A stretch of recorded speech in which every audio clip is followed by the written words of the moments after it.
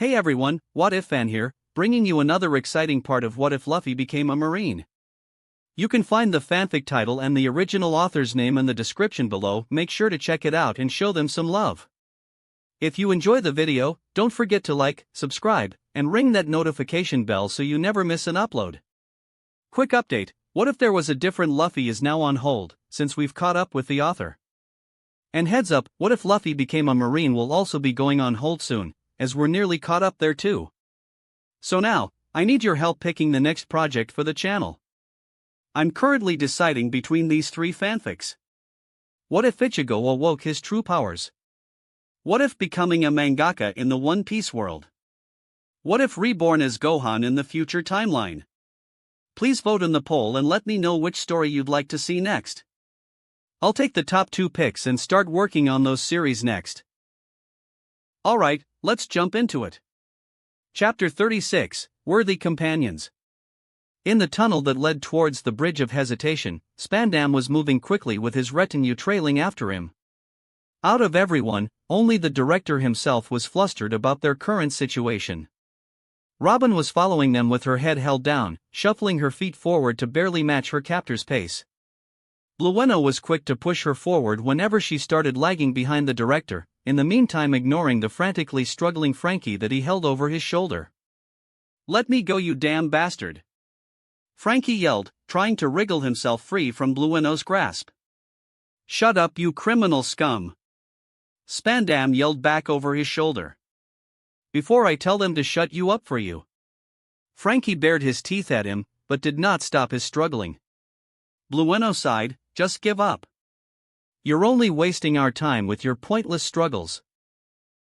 Robin looked over her shoulder at the 5 CP9 agents that followed them, all of their eyes trained straight ahead.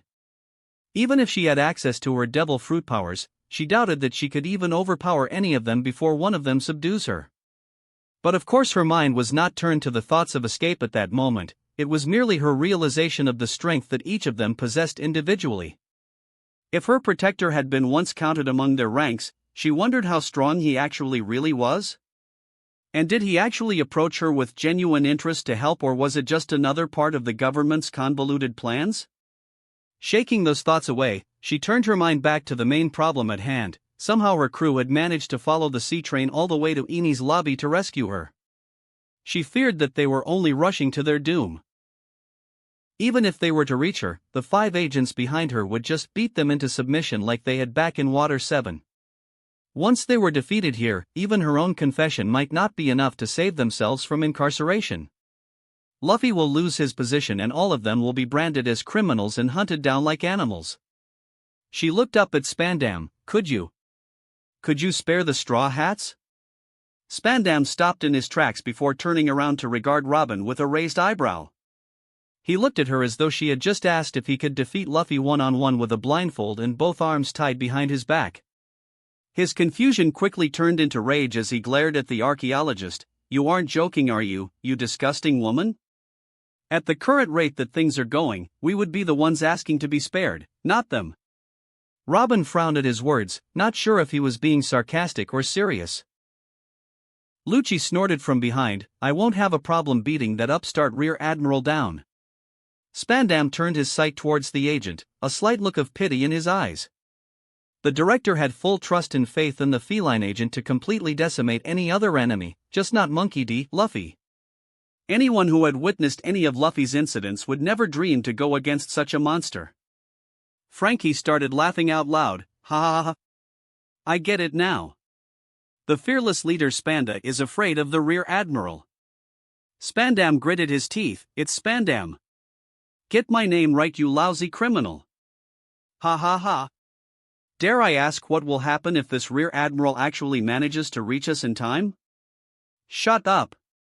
Spandam roared, shaking an angry fist at him.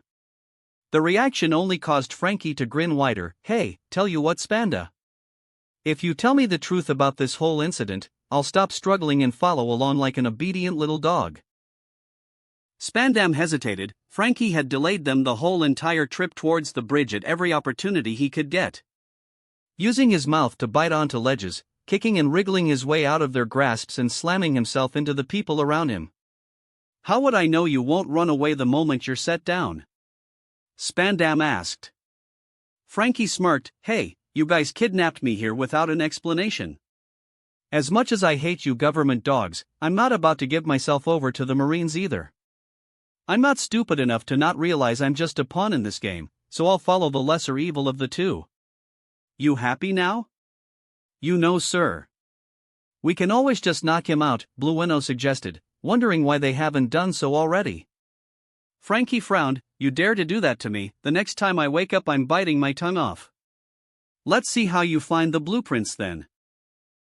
The CP9 agent saw the resolute expression on the scrapper's face. Any doubts that the man was lying about the threat evaporated in an instant. Spandam gritted his teeth. Any other circumstances and the director might have just laughed at Frankie's face, not even bothering to acknowledge him outside of gloating at him. But with the threat of the storm that was looming over him, he needed every assurance he could get his hands on to leave the island safely. Coming to the decision that his own neck was more important, Spandam finally cracked. If those straw hats managed to get you guys, the Gorosei will back them instead of us. The other CP9 agents looked at him in confusion. None of them had been informed about the secret dealings that led to this incident. Admiral Akaino had approached the Gorosei with a proposal to get Nico Robin to our side. Admirals Akiji and Kizaru had presented their own counter-proposal. Instead of choosing one, the Gorosei decided to set both sides against the other. Both sides would bet on their own proposal and they will back the winner.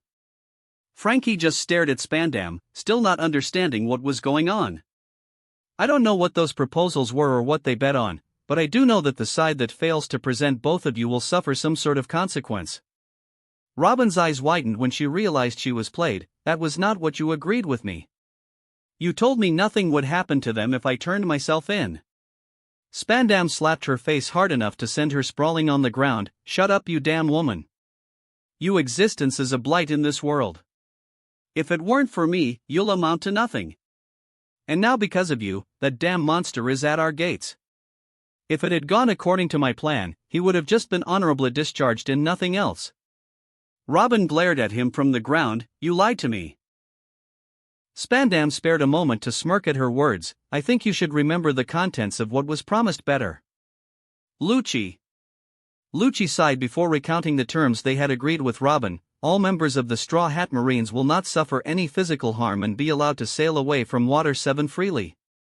I believe an honorable discharge is in no way harming any of them physically, am I right? Spandam sneered.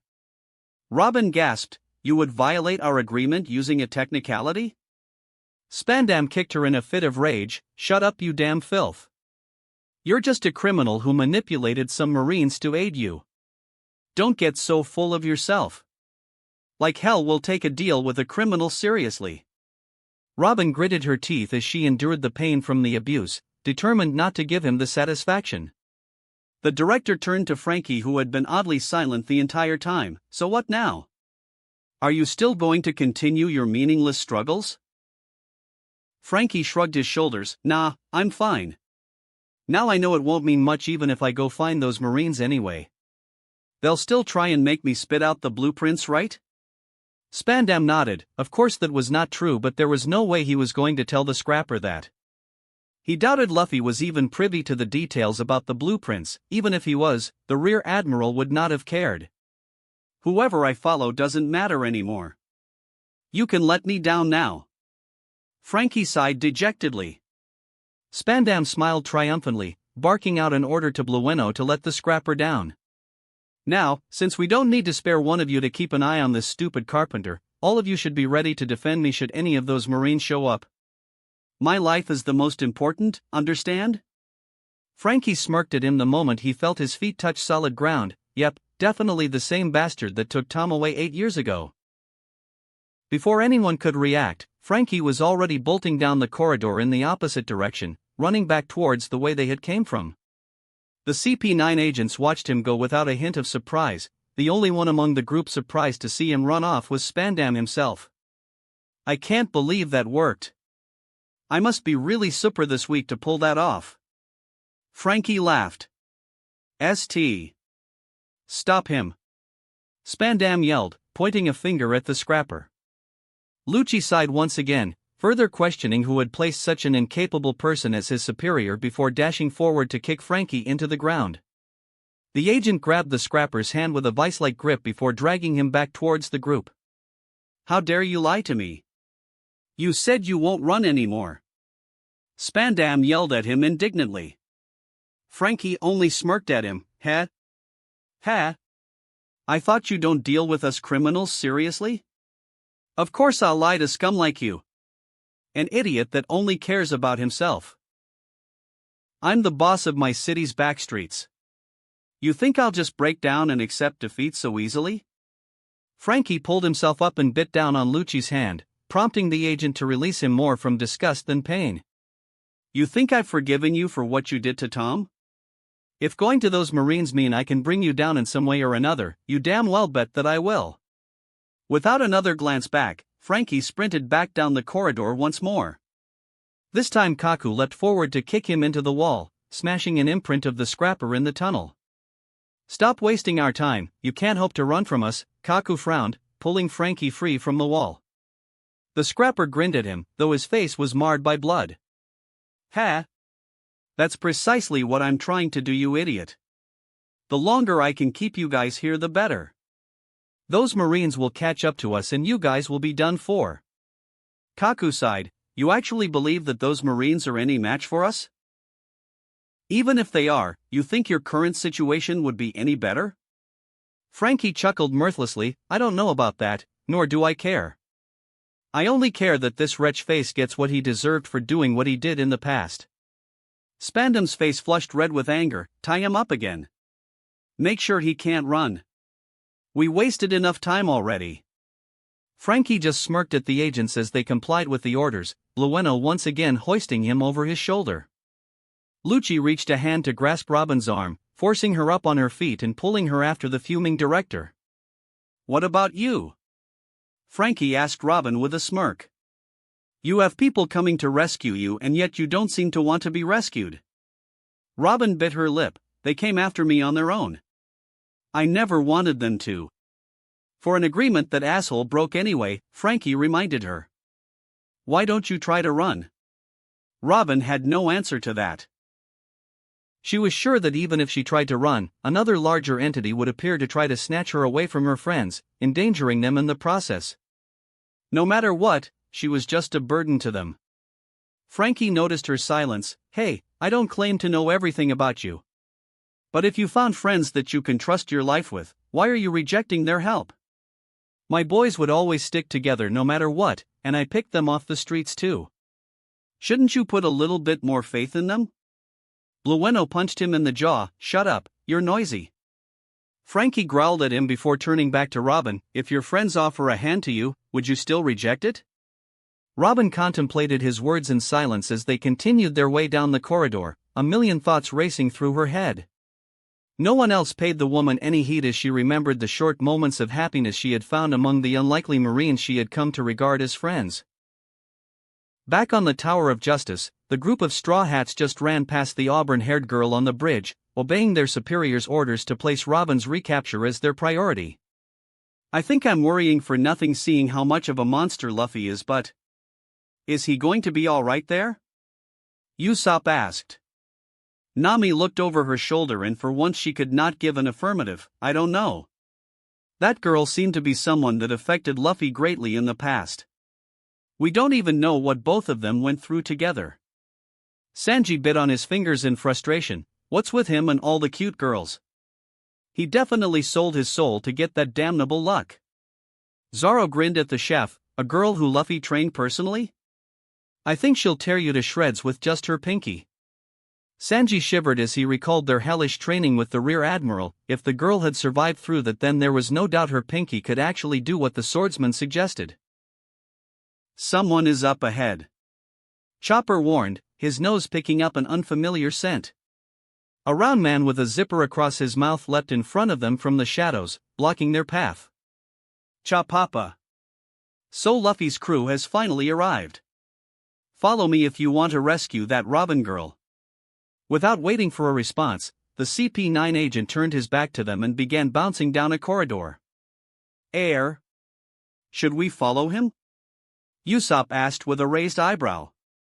Fukuro laughed as he paused in his steps. You can continue running blindly around the tower if that's what you prefer, Chapapa. Sanji stuck his hands in his pants as he eyed the agent with a cautious eye. Let's follow him for now. Then kick his ass if he does anything stupid. The Straw Hats nodded in agreement while Fukuro led the way, showing no signs of having heard Sanji's threat. The group followed the bouncing agent through the short corridor, passing through a large doorway to a spacious hall. In the middle of said hall stood two other agents, one with ridiculously long wavy hair that seemed to move on their own accord while the other was staring at them with the eyes of a hungry wolf. The Straw Hats noted that the only other way out was the single wooden door at the other end of the hall, and the room seemed to have been cleared of any furniture just recently. Fukuro immediately moved to join his colleagues side-face them. Ah! Finally! We were expecting you. Jabra gestured to the wary Marines to come closer to them. When the Marines' only response was to eye the group of them suspiciously, Jabra jerked a thumb behind his shoulder. Behind us is the underground passage that will lead you to the Bridge of Hesitation. That Robin girl and Frankie boy you guys want to save are currently heading there. Sanji narrowed his eyes at the wolfman's words. How do we know that you're not just misdirecting us while they're taken to somewhere else? Jabra eyed the accusation with a dangerous glint in his eyes for all but a moment before looking away, even when I finally stopped lying too. Chapapa. Their final destinations are Marine HQ and Impel Down. The only way to get there from here is through the Bridge of Hesitation, which is right behind us.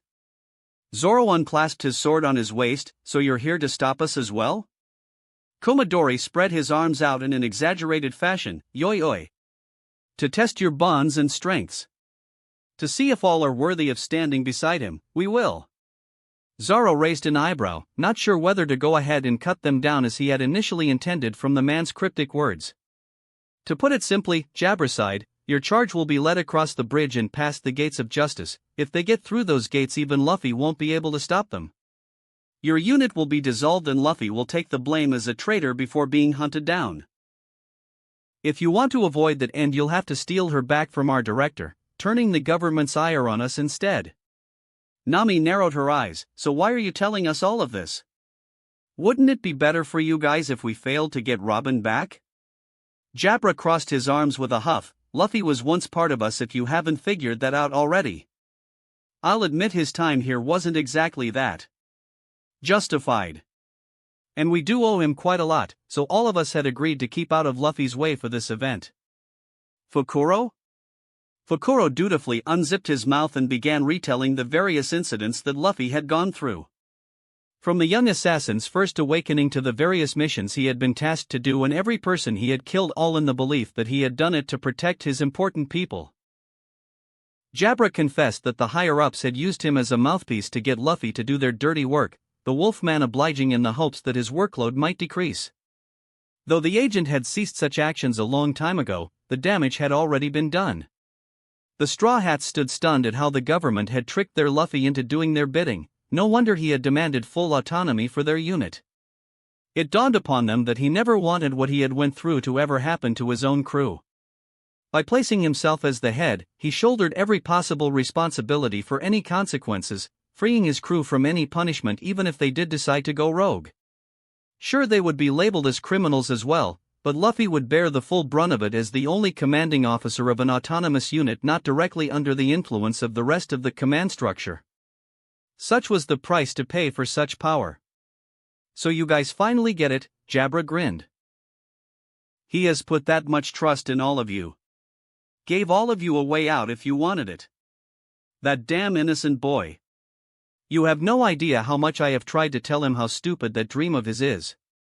To protect everything without sacrificing something is nothing but an impossibility, but he does it anyway since he never cared about what everyone else thinks. Yoi.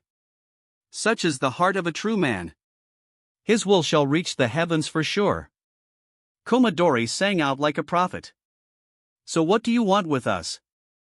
I take it you're not going to just let us go past you after saying all that, Sanji asked, already tapping his foot on the ground. Chapapa.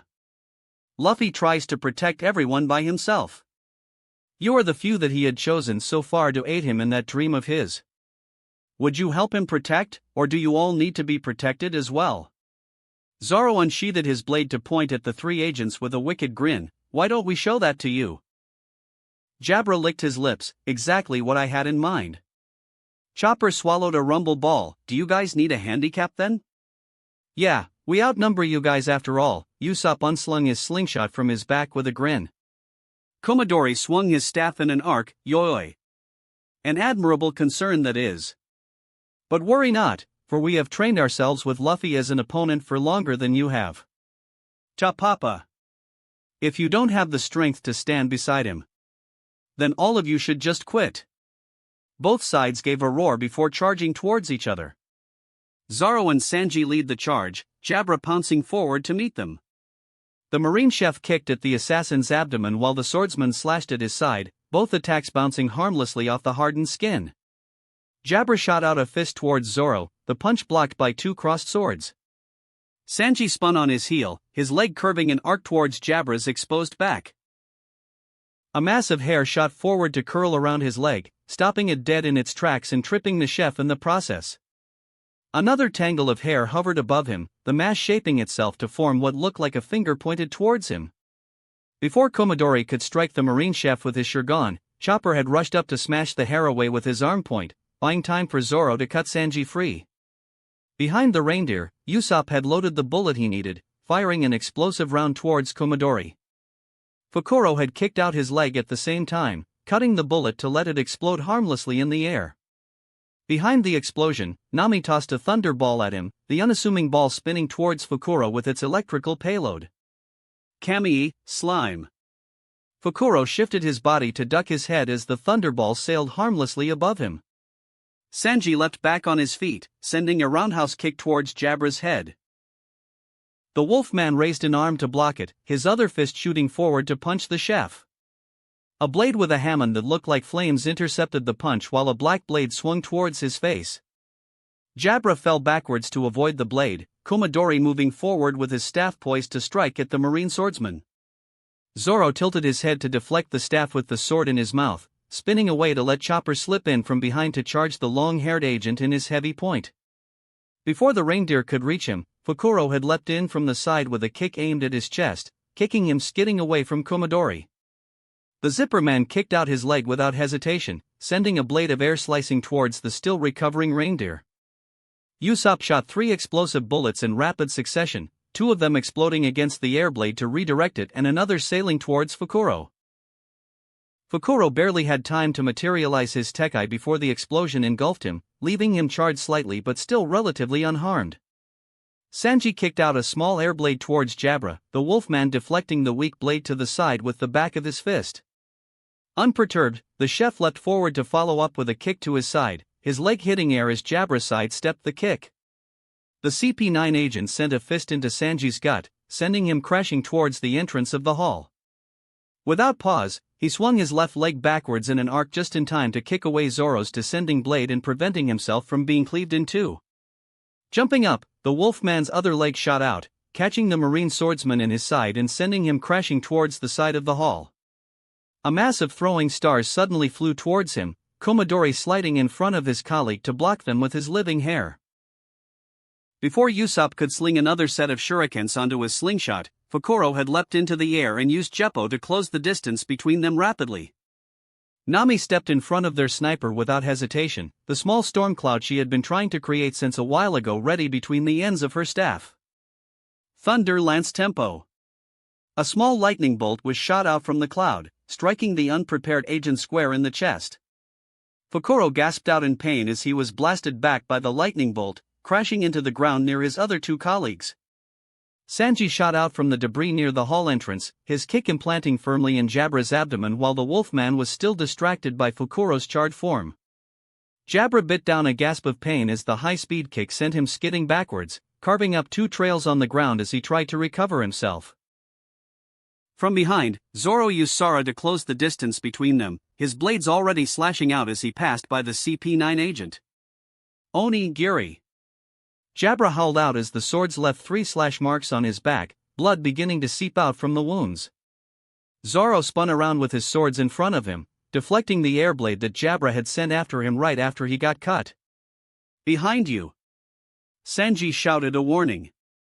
Komodori's hair Shurgon pierced the marine swordsman's shoulder before he could even start to turn around. Shurgon. Several more strands of hair began flying towards Zoro, forming themselves into the shape of fingers as they neared him.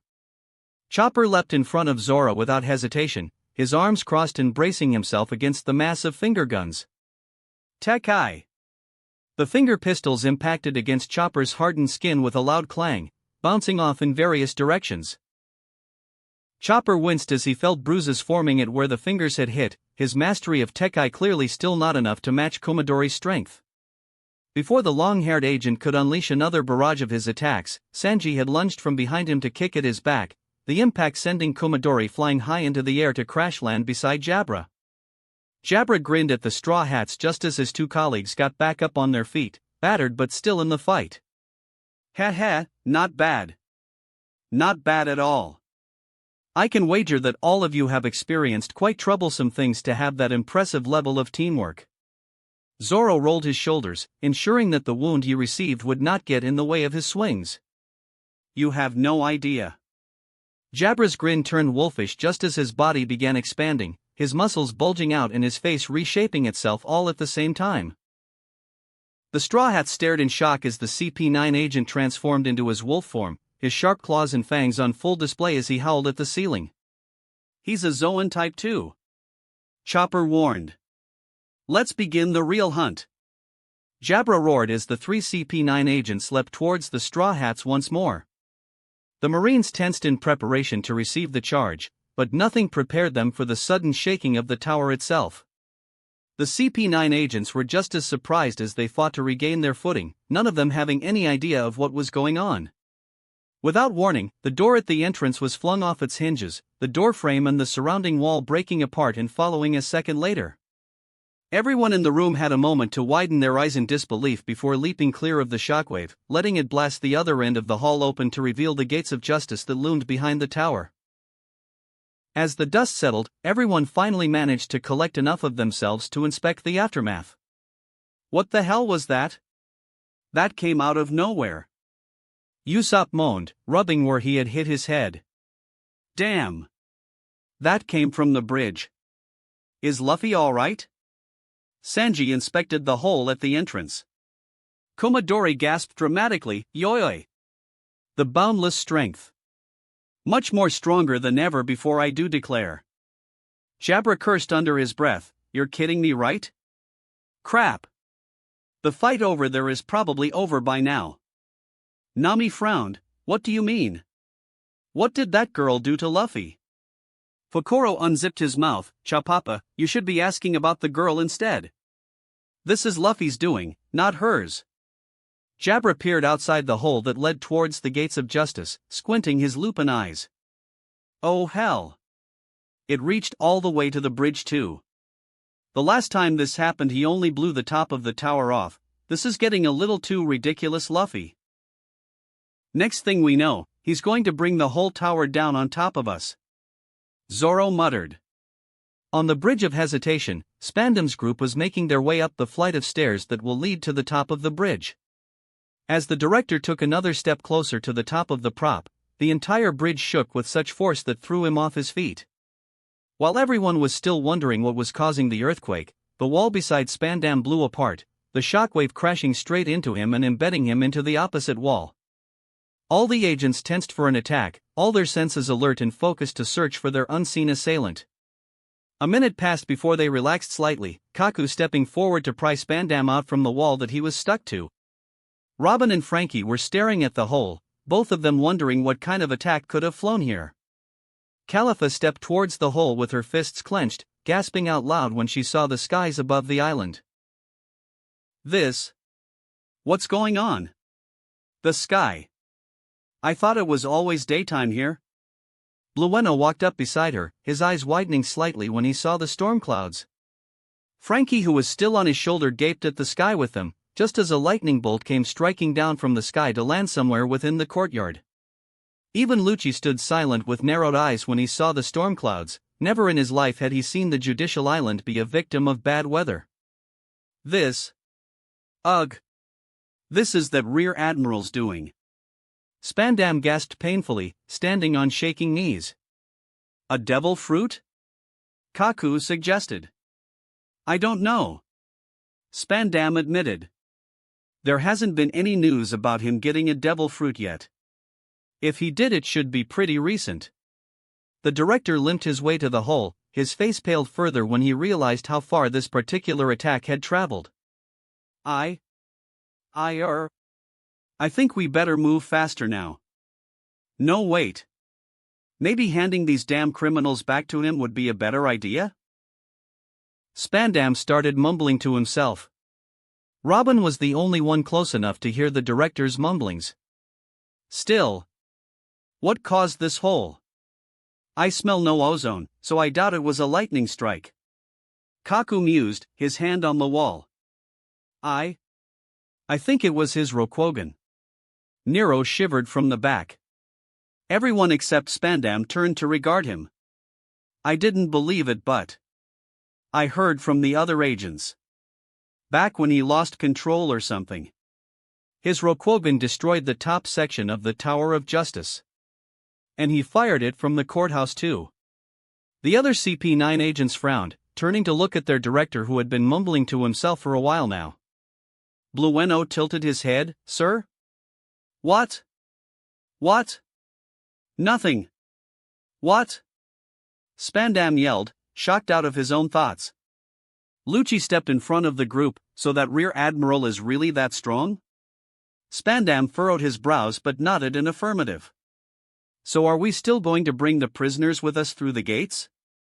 Khalifa asked. Yeah. There's still time. We can still make it. Hurry. We must cross the bridge now. Spandam yelled, rushing ahead of the group towards the top of the prop. While the rest of the agents followed him after the prisoners, Lucci stayed behind to stare towards the tower with a feral grin on his face. Back in the tower, the Straw Hats resumed their clash with the CP9 agents, both sides determined to finish the fight before Luffy finishes his. Tekai Kenpo, Okami Hajiki. Muton shot. Jabra's fist met Sanji's foot, the impact sending a shockwave out that blasted both combatants away from each other. Ichi Gorilla, Ni Gorilla. Zoro flexed both his biceps before lunging towards the Wolfman. Nagori's ache. The three swords slashed out towards Jabra in an arc. Kami Shirbari. A mass of hair latched onto Zoro's limbs before he could deliver his strike, pulling him away from the CP9 agent. Komodori had his staff poised to strike at Zoro from behind while his hair held the swordsman in place. Like I'll let you. Konkase. Sanji smashed his heel against Komodori's head, stunning the agent into letting the swordsman go. Before the Marine chef could follow up with another kick, an airblade flew forward to strike his shoulder, throwing him away from the CP9 agent. Fukuro kicked out another Rankyaku at Sanji, covering Komodori's retreat from the scuffle. The airblade was redirected to the side by Usopp's explosive bullets, the sniper covering his own teammate from the rear. Just a little more. Then we can finish this. Nami announced, swinging her staff around to generate the bubbles she needed. Yoyoi! The winds of battle has not left this one. Komodori yelled, lunging towards the navigator with his staff. Zoro leapt in his path, his swords crossed in front of him to halt the assassin's advance. Fukuro charged forward with Sorrow, flanking around the two fighters to get to the navigator. You won't get past that easily. Sanji kicked at Fukuro's side, the Zipperman enduring the kick with his Tekai. Jabra leapt over the heads of Sanji and Zoro, his claws reaching out for the Marine navigator in an attempt to stop whatever she had been trying to do. The Wolfman cocked his fist back, hardening it as he aimed at the navigator. Tekai Kenpo, Don Poro. Chopper slid in front of Nami, only having a minute left before his rumble ball effects wore off. Guard point Tekai. The reindeer's body immediately expanded into a huge ball of hardened fur, taking Jabra's punch head-on. The fist impacted against Chopper, the doctor wincing in pain but held his ground through gritted teeth. Himawari Bashi. The 5 bullets exploded in a pentagon shape against Jabra's side, flinging him back towards his colleagues. Tamago Bashi. Before Jabra could recover, a rotten egg impacted against his face, drenching him with its vile contents and sending the wolfman into a coughing frenzy. "Bastard! What kind of guy are you to hit me with a rotten egg?" Jabra whined indignantly. Sanji kicked at Fukuro once more, breaking past his Tekai to send him skidding back to where he had started from. Zoro lashed out all his swords at once, forcing Komadori to back off to avoid getting diced up by his swords. Getting rid of most of the disgusting egg on his snout, Jabra spat out the blood in his mouth and grinned, "Jaya-ha-ha-ha. I am impressed.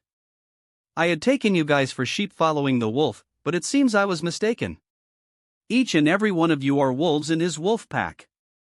That coordination is most impressive." A few of the Straw Hats blushed at the praise. Shut up. Praising us ain't going to make us happy, you know? Chopper yelled while dancing happily. But if that's all you have to show us, it still won't be enough to stand with him. Jabra lunged towards them once more with his claws. Jabra aimed a shuriken at Sanji's abdomen, the chef making no move to dodge as the finger struck into his abdomen. The wolfman frowned when his finger met no resistance, gasping out in shock when the marine chef's figure shimmered out of existence. Nami smirked at him, "Who said that we showed you everything?" That was when the CP9 agents realized there were multiple copies of the Straw Hats all around the room. "The weather of this room is now under my control. Mirage tempo, Fata Morgana."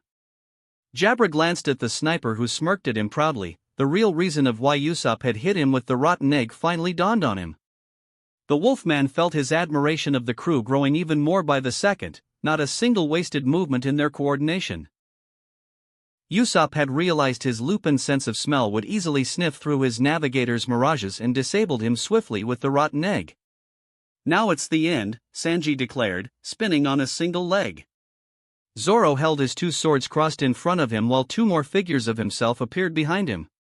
The marine swordsman looked at Jabra with shadowed eyes. "Just thought you might want to know." Our next attack made Luffy pause when he was fighting seriously. The CP9 agents had a moment to look stunned before the two marines charged towards the wolfman, their mirages mimicking their actions. Fukuro kicked out a wind blade to slice Zoro while Komadori leapt forward to smash his staff into Sanji. Neither of the marines slowed down as both attacks hit their mirages instead. While both agents were distracted by the mirages, Chopper leapt over Komadori with his jumping point, ending up behind the agent. Komadori immediately lashed out a trail of hair after him, but a bird made of pure flames engulfed him from the front, burning the agent in its fiery embrace. Silently thanking Usopp for the Firebird star, Chopper used the last 30 seconds he had left of his rumble ball to transform himself to his arm point while pulling both arms to his right side.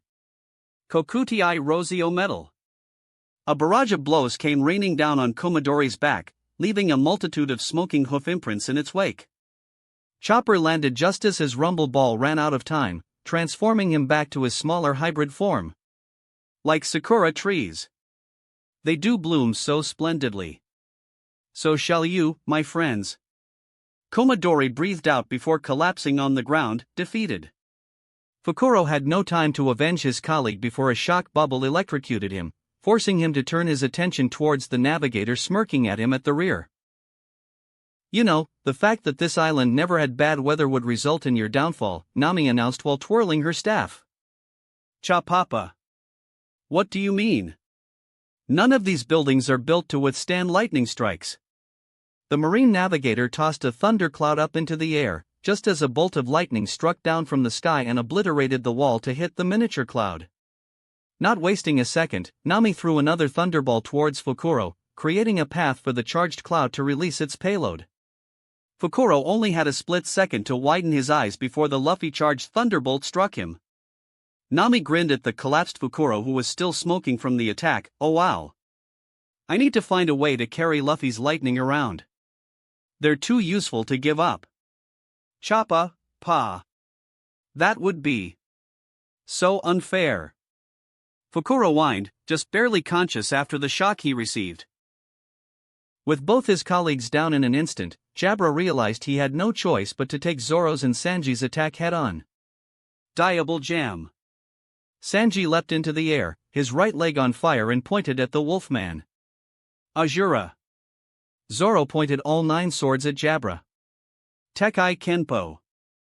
Jabra pulled back his fist, hardening his Tekai as best as he could. Premier Hachi's Ichibugen. Both of Sanji's legs kicked out in a flurry of strikes while Zoro slashed out all of his 9 swords at once. Okami Hajiki. Jabra punched forward with all his might, his steel-like fist meeting both of their strikes in the center. A shockwave was generated, blasting through the air around the 3 combatants. For an instant, it looked like it would be a standstill. But as the seconds passed, Jabra was slowly sliding back from the force of the attack.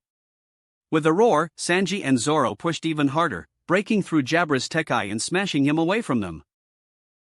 The CP9 agent crashed towards the opposite wall, leaving a trail of debris in his wake. As the dust settled to reveal Jabra defeated on the ground, the Straw Hats finally breathed a sigh of relief. Hack! Ugh! Ha! Well done! Jabra complimented through his heavy breathing. Luffy would be. Ugh! Proud of you guys. Yep. They're the best. A voice declared proudly from the entrance. Everyone turned to see Luffy standing at the doorway grinning at them. Luffy! How long have you been there? Nami asked. Shishishi. Just in time to see you guys beat them up. Hey! What did you do to the cute girl? Sanji demanded. Oh? Olivia? I let her sleep for a while at the entrance. She'll be fine. Luffy reassured his angry cook. Ha! Ha! Your crew's a handful. Luffy. Bet you're really proud. Jabra wheezed, pushing himself up on an elbow. This damn hole was caused by your Rokugan, right? Hey Fukuro. You up to test his Dariki? Fukuro scowled, Cha Papa. Don't be stupid. I will die. I already passed out the last time when I measure his 9,000 Dariki. No way I will survive this time. Nami brought out Luffy's cloak and hat before walking towards her rear admiral. Luffy, you dropped this. Luffy stared at the articles of clothing in Nami's hand before pushing them away. Return them after we get Robin back. Not before. Nami nodded her head in understanding, returning them back to where she had kept them. Luffy. You better get going. Chief is probably crossing the bridge right now. Jabra wheezed. The rear admiral crossed the distance between himself and the broken-down wall in an instant, his eyes scanning the bridge of hesitation. Wait for me here, guys. I'll take her back with us. The rear admiral disappeared with a spark, his crew watching on in anticipation. Ha! Here we fall. And he shall rise. Kumadori sighed, closing his eyes. Jabra grimaced at his words. Let's hope those guys don't take it too hard. Come on. Just a bit further. That's the end of the bridge. Spandam yelled out in ecstasy. He pulled harder at Robin's arm, running faster than he ever had in his life. The gateway towards the waiting ship was only a mere 15 meters away from him. The other CP9 agents kept up with his sprint easily at a brisk walking pace, not sharing the director's concern in the slightest. As he neared the 10-meter mark, a flash of lightning struck in front of the gate while accompanied by the loud boom of thunder, stopping the group in their tracks. A figure was now standing in between the group and the gate, his eyes locked on his former superior. Give Robin back, Luffy demanded. Chapter 37, Breaking of Chains. Thunder roared in the distance while the two groups stood facing each other, the wind blowing in between them. Spandam had already gone weak in the knees, his eyes bulging out of their sockets while snot dribbled down his nose. Give Robin back, Luffy repeated once more. Robin was quick to step forward with a frustrated look. I don't want you to save me. I never wanted you to come after me. Why can't you just let me die? Spandam regained his bearings from her words. Why? Juju just let her die. LL leave us alone. Oi. You're really saying that after he came all this way? Frankie frowned. Robin ignored their words. Can't you see that no matter how hard you want to try to protect me, others will always come to take me? You'll just be caught up in a problem that's not even yours. It's better for me to just disappear from this world. Spandam felt his confidence growing. Yeah. Let her disappear. This world doesn't need a blight like her. Just dash. Shut up, Luffy glared at Spandam, causing the man to whimper back in fear. Robin could feel the eyes of the other CP9 agents resting on her, as though expecting her to resolve this standoff. Just let me die, Luffy. It's easier for everyone. Luffy's features softened when he saw Robin's resigned face, before completely ruining the moment by picking his nose with a finger. What are you talking about, Robin? We came all the way here to save you, so if you want to die, then die after we save you. Everyone else on the bridge stared at Luffy incredulously, shocked by his selfishness. Robin gritted her teeth. Don't you get it? I refuse to be protected by you anymore. I don't want to be seen as a burden by you, of all people. Luffy flicked the booger that had been on his finger off to the side. I feel like I've said this somewhere before, but I refuse your refusal. You don't tell me who I can protect or not. I want to protect you, so let me protect you. So stop being so selfish, Robin.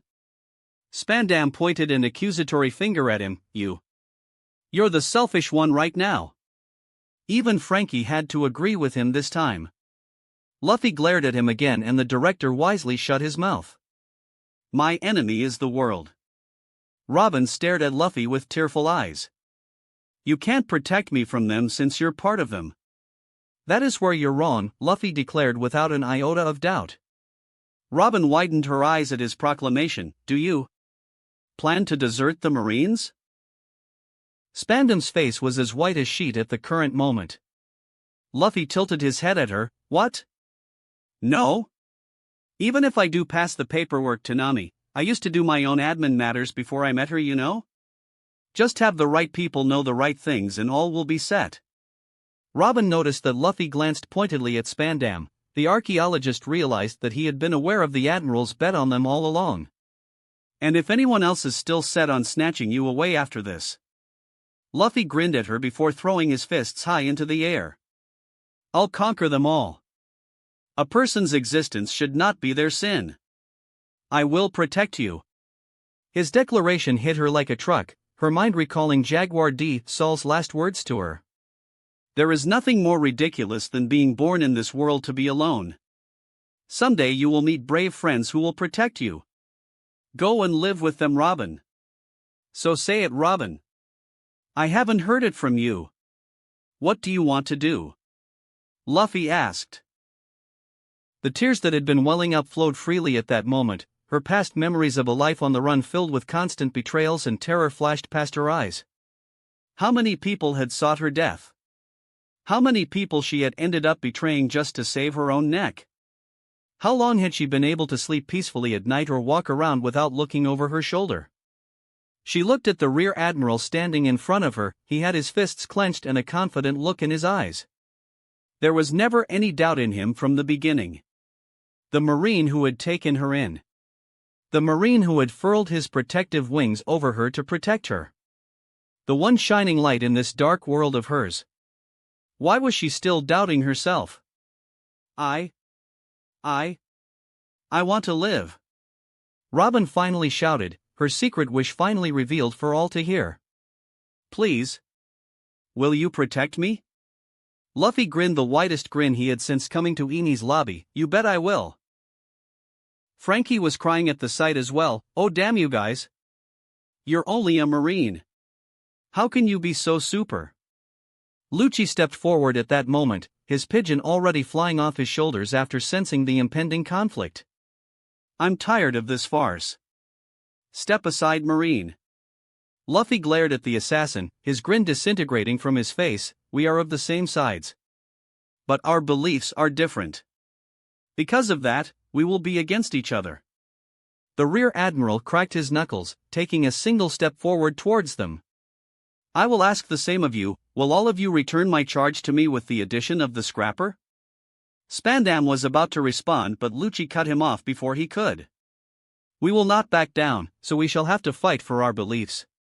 Spandam stared at him in horror. Hey. Lucci. I didn't. But that's just an excuse, Lucci admitted with a smirk.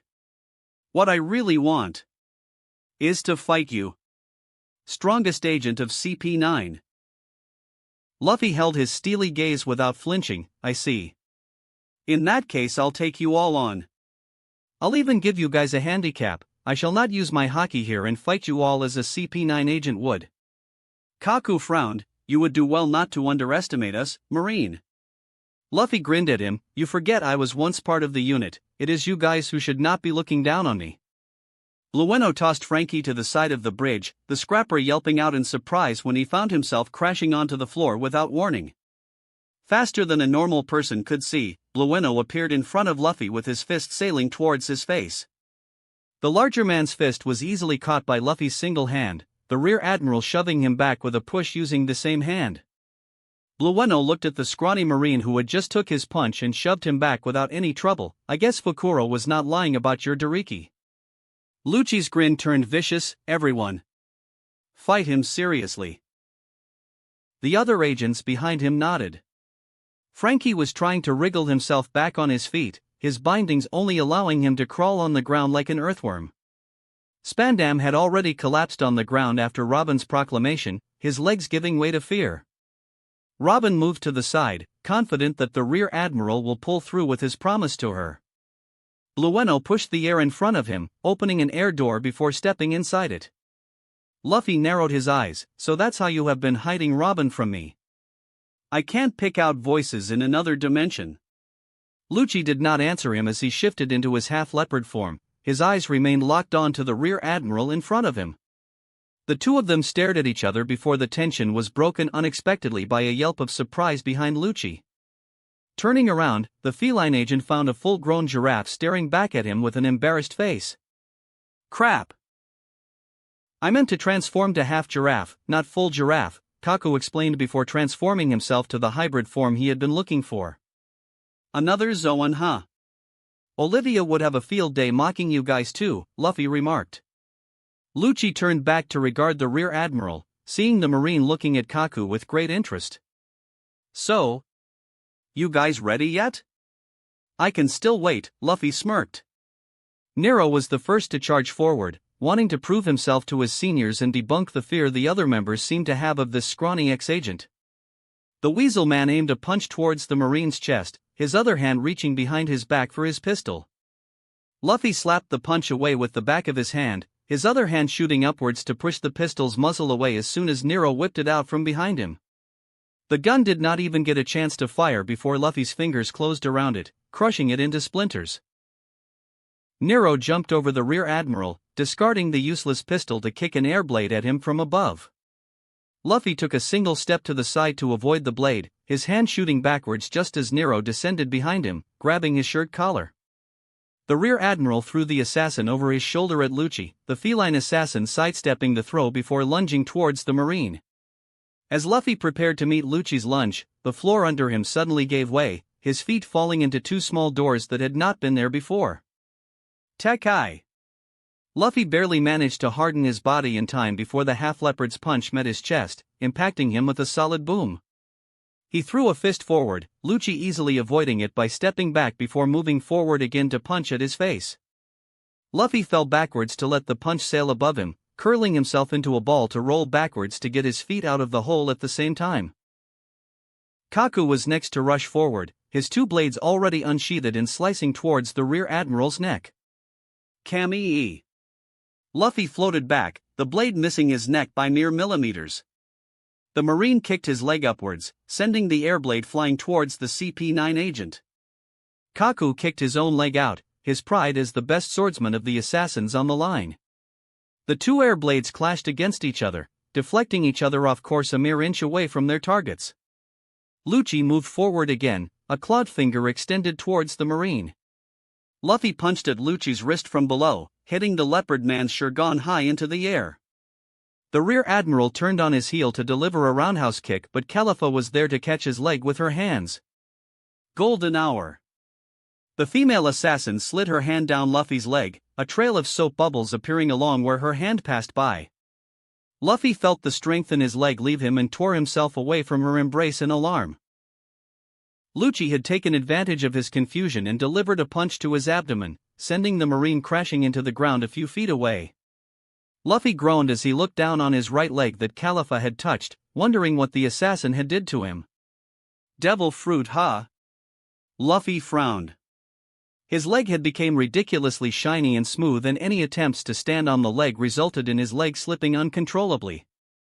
Correct, Califa adjusted her glasses with her hand. The bubble fruit lets me wash away your strength with my touch.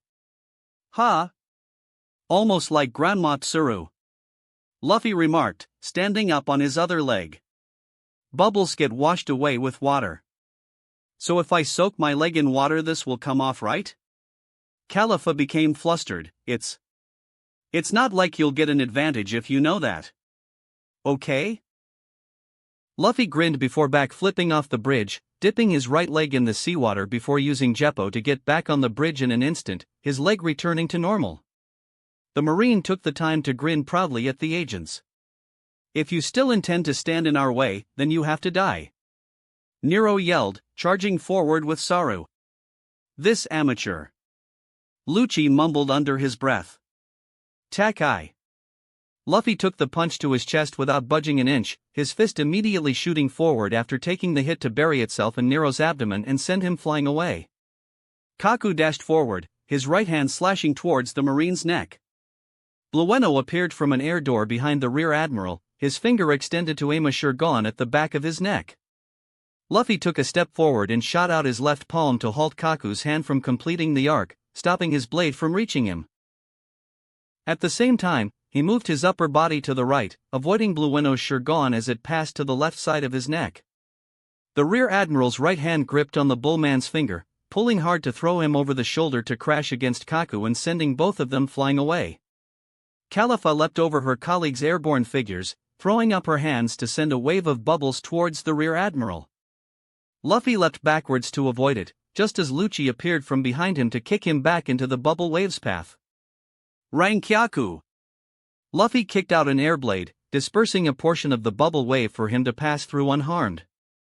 Kaku and Lucci converged on Luffy from both sides, one aiming a kick at his leg while the other slashed at his neck. Kamii! The rear admiral floated his body upwards parallel to the ground, both attacks passing by underneath or below him without touching him. While still in the air, Luffy twisted his body to kick out both legs towards his attackers. Kaku raised his other blade to block the kick while Lucci raised his own arm to defend himself. The kick had a much greater force than both anticipated, forcing them back a few steps away from the rear admiral. Califa and Nero moved forward while Blueno disappeared inside his air door once more. Luffy ducked under the female assassin's Shurgon, his hand shooting forward to deliver a palm strike to her abdomen to send her skidding away. He then immediately sidestepped the Rankyaku that Nero tried to kick out from above again, throwing up his arms to block a punch that Blueno had thrown right after he exited his air door from in front of him. Luffy spun on a heel, kicking his leg towards the side of Blueno's head. Takai! Luffy's heel hit the bullman just as he strengthened his body, the Marine's much higher physical strength easily crushing through the CP9 agent's iron defense like it was paper. Blueno gasped out in pain as the kick sent him flying towards the sea, the agent hastily opening another air door just before he hit the water. Baigan! Kaku's neck shot out at blinding speed, his nose heading straight towards the rear admiral's chest. Takai! Luffy took the attack head-on without moving an inch. Before he could follow up with a counter, Lucci, Califa and Nero appeared from behind Kaku, all of their fists raised in the air. Baigan! Kaku's nose impacted against Luffy's hardened chest once more, the other three agents throwing their own punches at the rear admiral's chest at the same time. Luffy grimaced as their combined might broke through his Tekai, sending him skidding a few feet away from them. The group of assassins rushed forward, intent on continuing their advantage. Lucci led the front while Kaku and Califa spread it out to his left and right.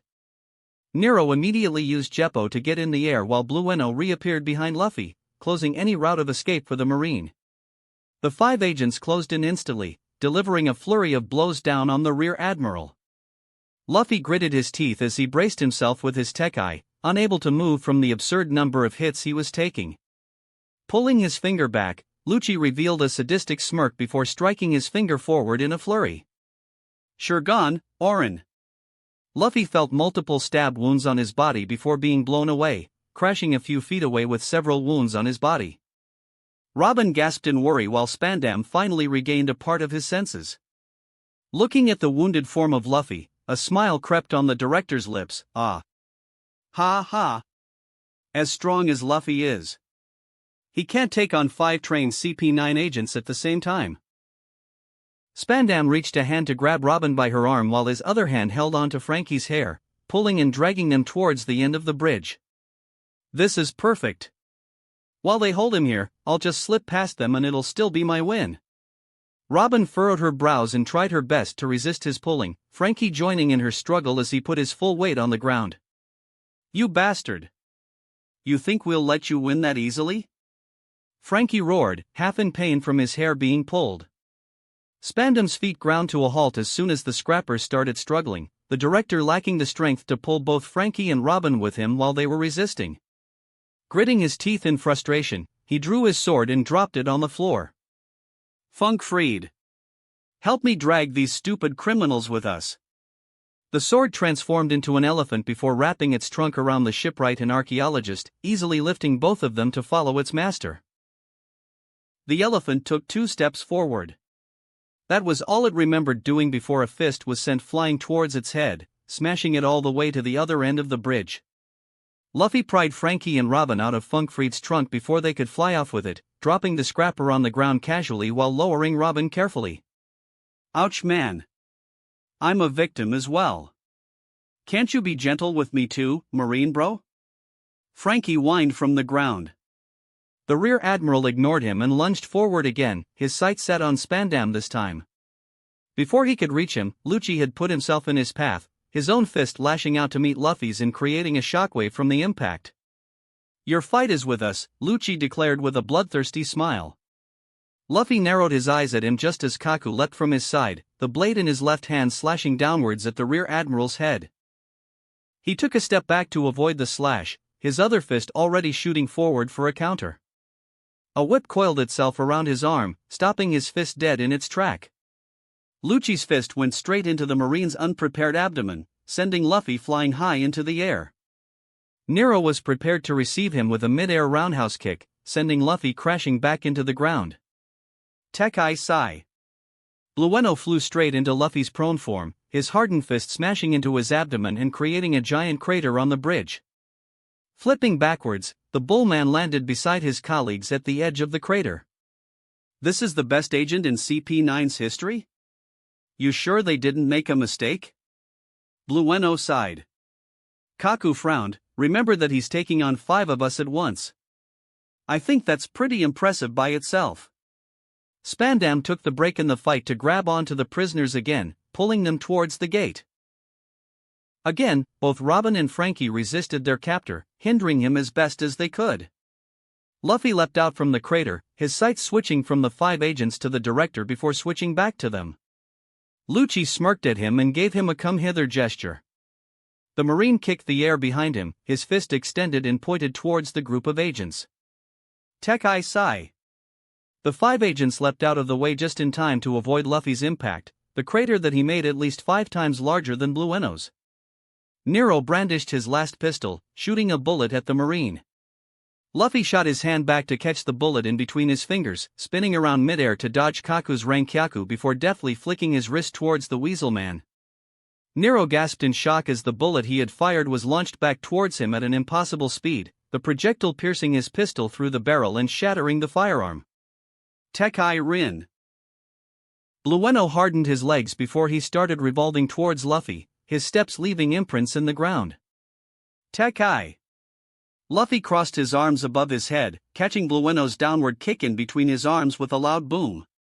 The rear admiral flicked his left hand towards his side, his fingers curling around the bull man's leg and pulling the agent towards him. Sure gone, T-sure. Luffy's free hand shot forward twice, burying his index finger in the assassin's shoulders. Blueno gritted his teeth in pain before kicking out his other leg at him, forcing Luffy to back off from his Rankyaku. Lucci appeared from behind Luffy, delivering an elbow strike to the Marine's unprotected back. Kaku immediately dashed forward after kicking out both his legs, following right behind the two air blades he had kicked out. Luffy leapt high into the air to avoid Kaku's air blade, his eyes set on the Giraffe Man as he leapt up to meet him with his two swords. Kami-e. Luffy swayed back just in time to avoid the slash, kicking the air below him to recover before turning back around to punch his fist forward. The Baigan that Kaku shot out with his nose clashed with the Marine's punch, blasting out a shockwave that shook the bridge. Spandam lost his footing and tripped over himself, losing his grip on his two captives. Come on. Get going. I can't run while I'm tied up like this, but your legs are free. Frankie yelled at his fellow captive. Robin took one look back at the Rear Admiral still engaged in combat with the CP9 agents before forcing herself to run. You're not going anywhere. Spandam screeched, diving towards Robin to tackle her to the ground. I'm so close to the gate. Stop struggling already. Robin furrowed her brows and glared at the director. Luffy was fighting so hard to protect her, why was she not fighting to protect herself too? She bit down hard on Spandam's shoulder, enough to break the skin and draw blood. Spandam yelled out in pain and released his grip on her, screaming bloody murder. The archaeologist forced herself back on her feet before starting to run again. The director cursed under his breath, "Damn it! Someone stop her!" Nero kicked out a Rankyaku that cut at her legs, Robin gasping out in pain and collapsing onto the ground. The Weasel Man leapt towards her, his index finger extended in preparation to further disable her. There was a gust of wind before Luffy appeared beside Nero, his fist flying straight towards the side of his face and blasting him away. Almost at the same time, Kaku, Califa, Blueno, and Lucci struck Luffy with their own kicks, sending him tumbling away. Luffy flipped himself off the ground before he could crash into it, landing on his feet with his eyes glaring straight at the other four agents. Rankyaku-san! Kaku stomped his leg on the ground, sending a straight air blade towards Luffy. Takai!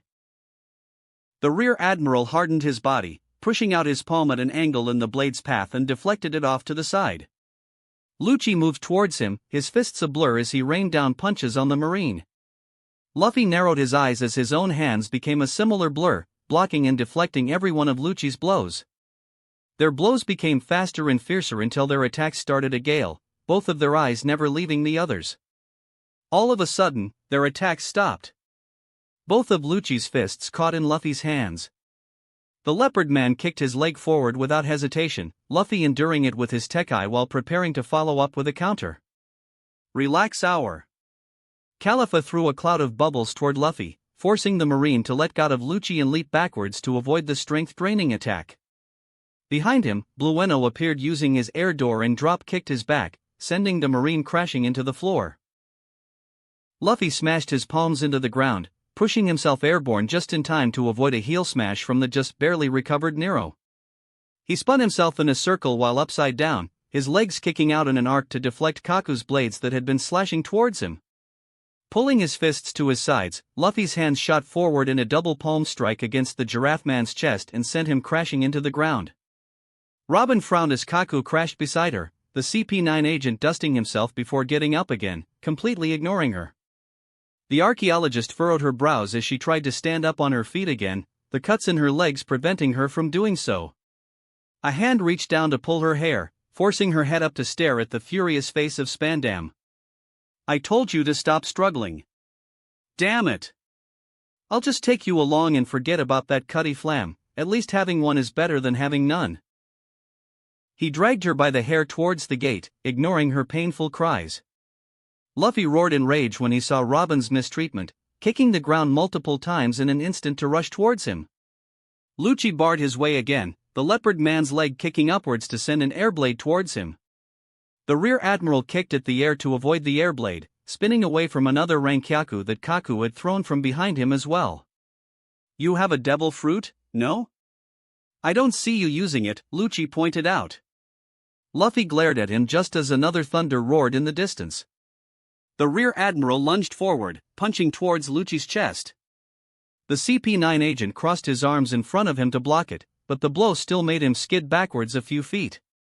The other four agents immediately converged on Luffy, throwing their own punches and kicks that prevented him from continuing his assault on Lucci. Lucci rushed forward with sorrow, his fist burying into the rear admiral's abdomen and sending him airborne. Jeppo! The leopard man leapt into the sky, delivering another flurry of punches at the marine who just barely managed to block them in time. Why are you not using it? Use it! Fight us with it! Fight me! I want to fight your strongest! Lucci roared. Luffy ducked under a punch and threw his own at the agent's face, sending him crashing into the ground. With a quick burst of speed, the marine landed in front of Spandam just as he was about to descend the stairs towards the boat. Kaku immediately appeared before him, his swords and legs lashing out in a deadly blade dance to keep Luffy away from the director. Nero snuck up from behind, his leg kicking in an arc to slash the rear admiral in the back with a rankyaku. The weasel man laughed when he saw the blood on the marine's back. Ha ha. Best CP9 agent? You're just a young punk that's full of himself. Luffy turned to strike Nero but felt two more slashes connect on his back. Turning your back on me. That was a mistake on your part, Kaku declared as he swiped his blades clean of blood. Both CP9 agents lunged forward at the same time, Kaku slashing at his neck while Nero kicked at his chest. The marine ducked his head, both attacks sailing past harmlessly above him. Spandam squeezed past them while still dragging Robin along, his previous hopeless face now replaced with one that had an ounce of hope. Saru. Luffy kicked the ground hard, slipping past Nero to get in front of Spandam again. This time, all 5 agents appeared in front of him with their fists raised. Luffy crossed his arms in front of his chest, Tekai. 5 punches met his guard, breaking past his Tekai and sending him crashing to the bottom of the stairs. Wahahaha. Even Luffy can't stand up to 5 of you at once while distracted by this woman's plight. Spandam laughed maniacally while continuing his way down the stairs. Lucci lunged forward to punch Luffy back into the ground the moment he tried to stand up. The leopard man looked down at him in disdain. How long are you going to hold back? That woman will be lost to you and your unit will be disbanded, you know? Luffy gritted his teeth and his arm changed into lightning for an instant. Memories of the searing pain he felt when Enel pierced him with his spear flashed through his mind. The stab wound was nothing, he had endured much worse before. But the shock of the lightning that coursed through his veins gave him the worst pain he had ever felt. For a whole day and a half he felt himself drifting between life and death. He was conscious that his heart was failing and that he was going to die. Under other circumstances he might have came to terms with it and accepted that fact, but it had happened so fast that he did not even have the chance to smile at his crew one last time before passing out. On the surface, it might seem that the youth was afraid of causing the same pain to others. But deep inside, his true fear was that it reminded him of the time he almost died to that power. Lucci snorted, I see. You're afraid of your own power. Pathetic. The leopard man reached down to grab him by the neck, bringing the marine up to his eye level. Such weakness. You are not fit to have been one of us. It's better that you die here, along with your unit and that woman. Luffy's eyes shot towards Robin, finding her desperately struggling against Spandam's restraints. The leopard man punched him in the stomach, bringing his attention back to him. With such a power, you still hesitate to use it? Why? Such a pathetic boy like you, who managed to fight his way through the guards of Eni's lobby. Only to fail at the end because you fear your own strength. Weak. Lucci punched him again. Spandam tore a few strands of Robin's hair off when she tried to run, the archaeologist still trying her best to flee. You see that? Your woman's being taken away, and you can't even do anything to stop it.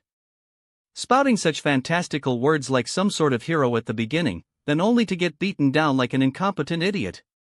Where was that confidence you had? Another punch. Spandam slapped Robin onto the floor before she could run, his hand now reaching for her neck.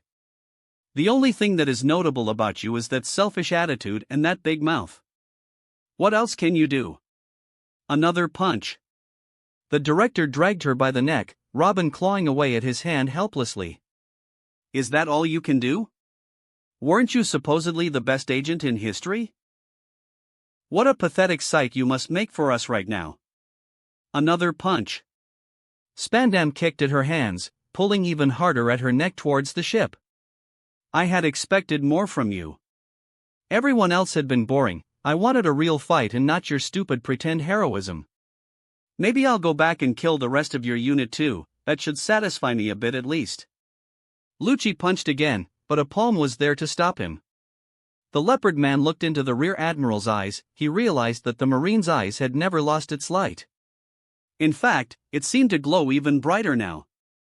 My own weapon. Not his. My own to wield. Luffy mumbled to himself. My own ideals to sacrifice. To protect everything. Lucci raised an eyebrow. What are you dash? An electrical shock ran through his arm, shocking the agent into letting him go. Luffy disappeared in a flash of sparks before his feet touched the ground, reappearing in front of Spandam just as he was about to board the ship. Luffy threw up his arm in an arc, thunder roared and a pillar of lightning came striking down from the sky, engulfing the entire ship and disintegrating it. Logia! Spandam gasped, his grip loosening around Robin in shock. Luffy turned back to glare at him while electrical sparks were rampaging all around his body, striking the ground near him. The rear admiral glanced at his archaeologist. Bruises and blood now marred her once smooth face. An anger he had never felt in a long time surfaced within him, the storm mimicking his anger with its raging thunder. Spandam tried to throw up his hands and surrender, but the marine was already in front of him with his fist raised. The lightning-clad fist was shot forward with such speed that a shockwave was formed before the fist even hit Spandam's face. The director was thrown back towards the stairs, Luffy appearing in his flight path with a leg in the air. You think you can mistreat my charge? Luffy roared, swinging his foot down on his face just as it transformed into electricity. Spandam was smashed into the ground while electricity coursed through his body, shocking the director into unconsciousness.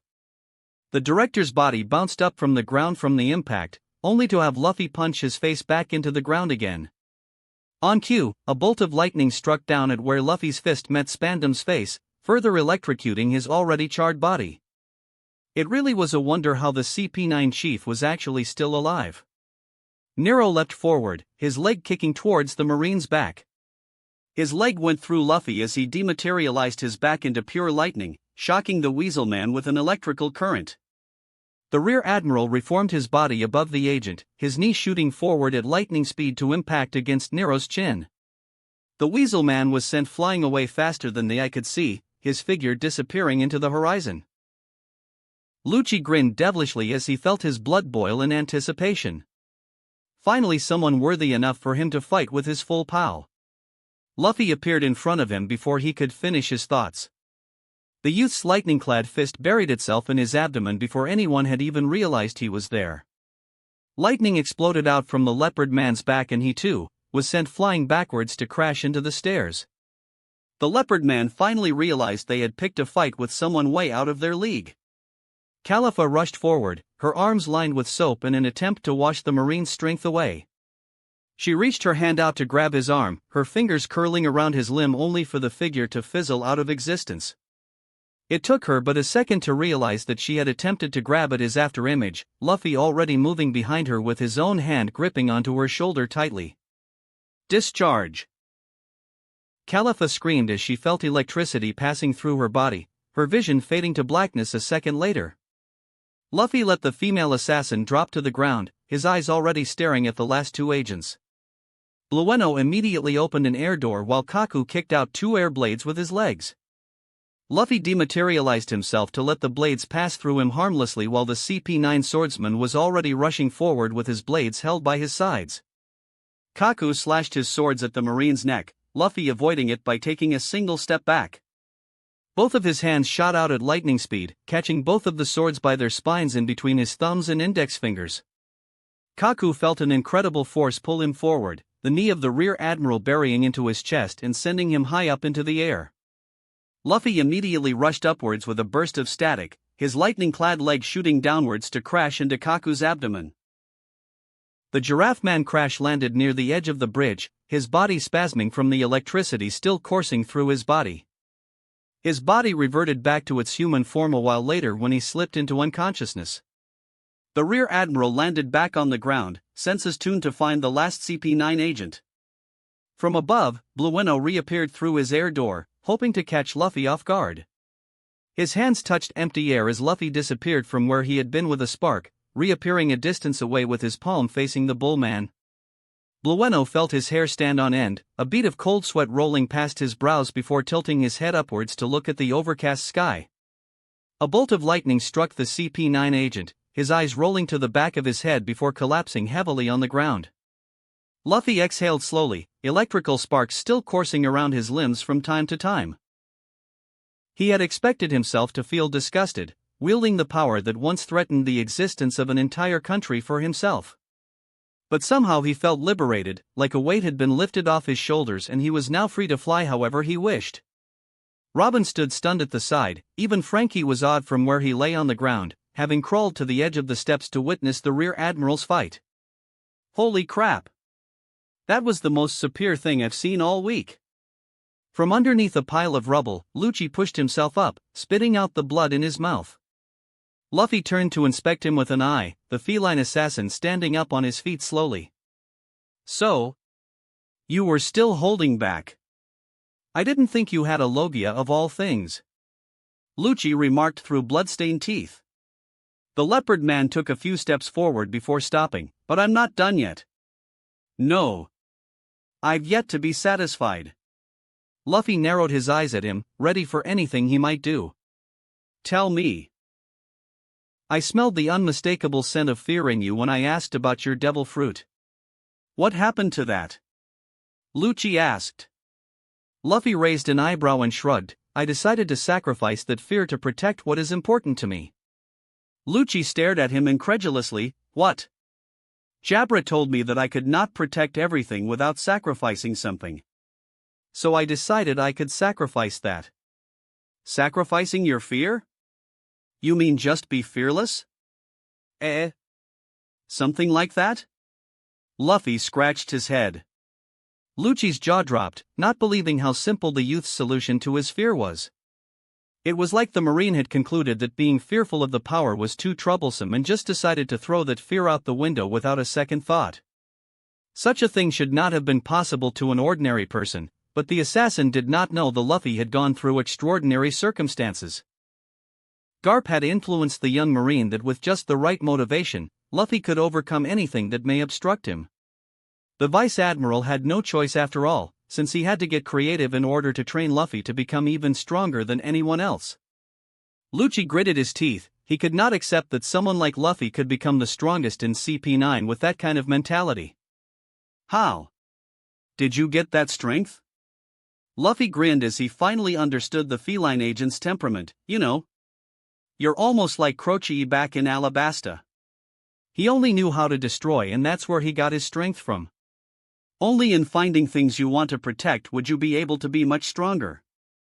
I protect justice. By destroying everything with your absolute justice, Luffy pointed out. That's not protecting at all. Lucci clenched his fists. Then show me how much better your protective justice is. Luffy smirked at him. It took 5 of you just to match me with a handicap. Do you still think you can fight me alone?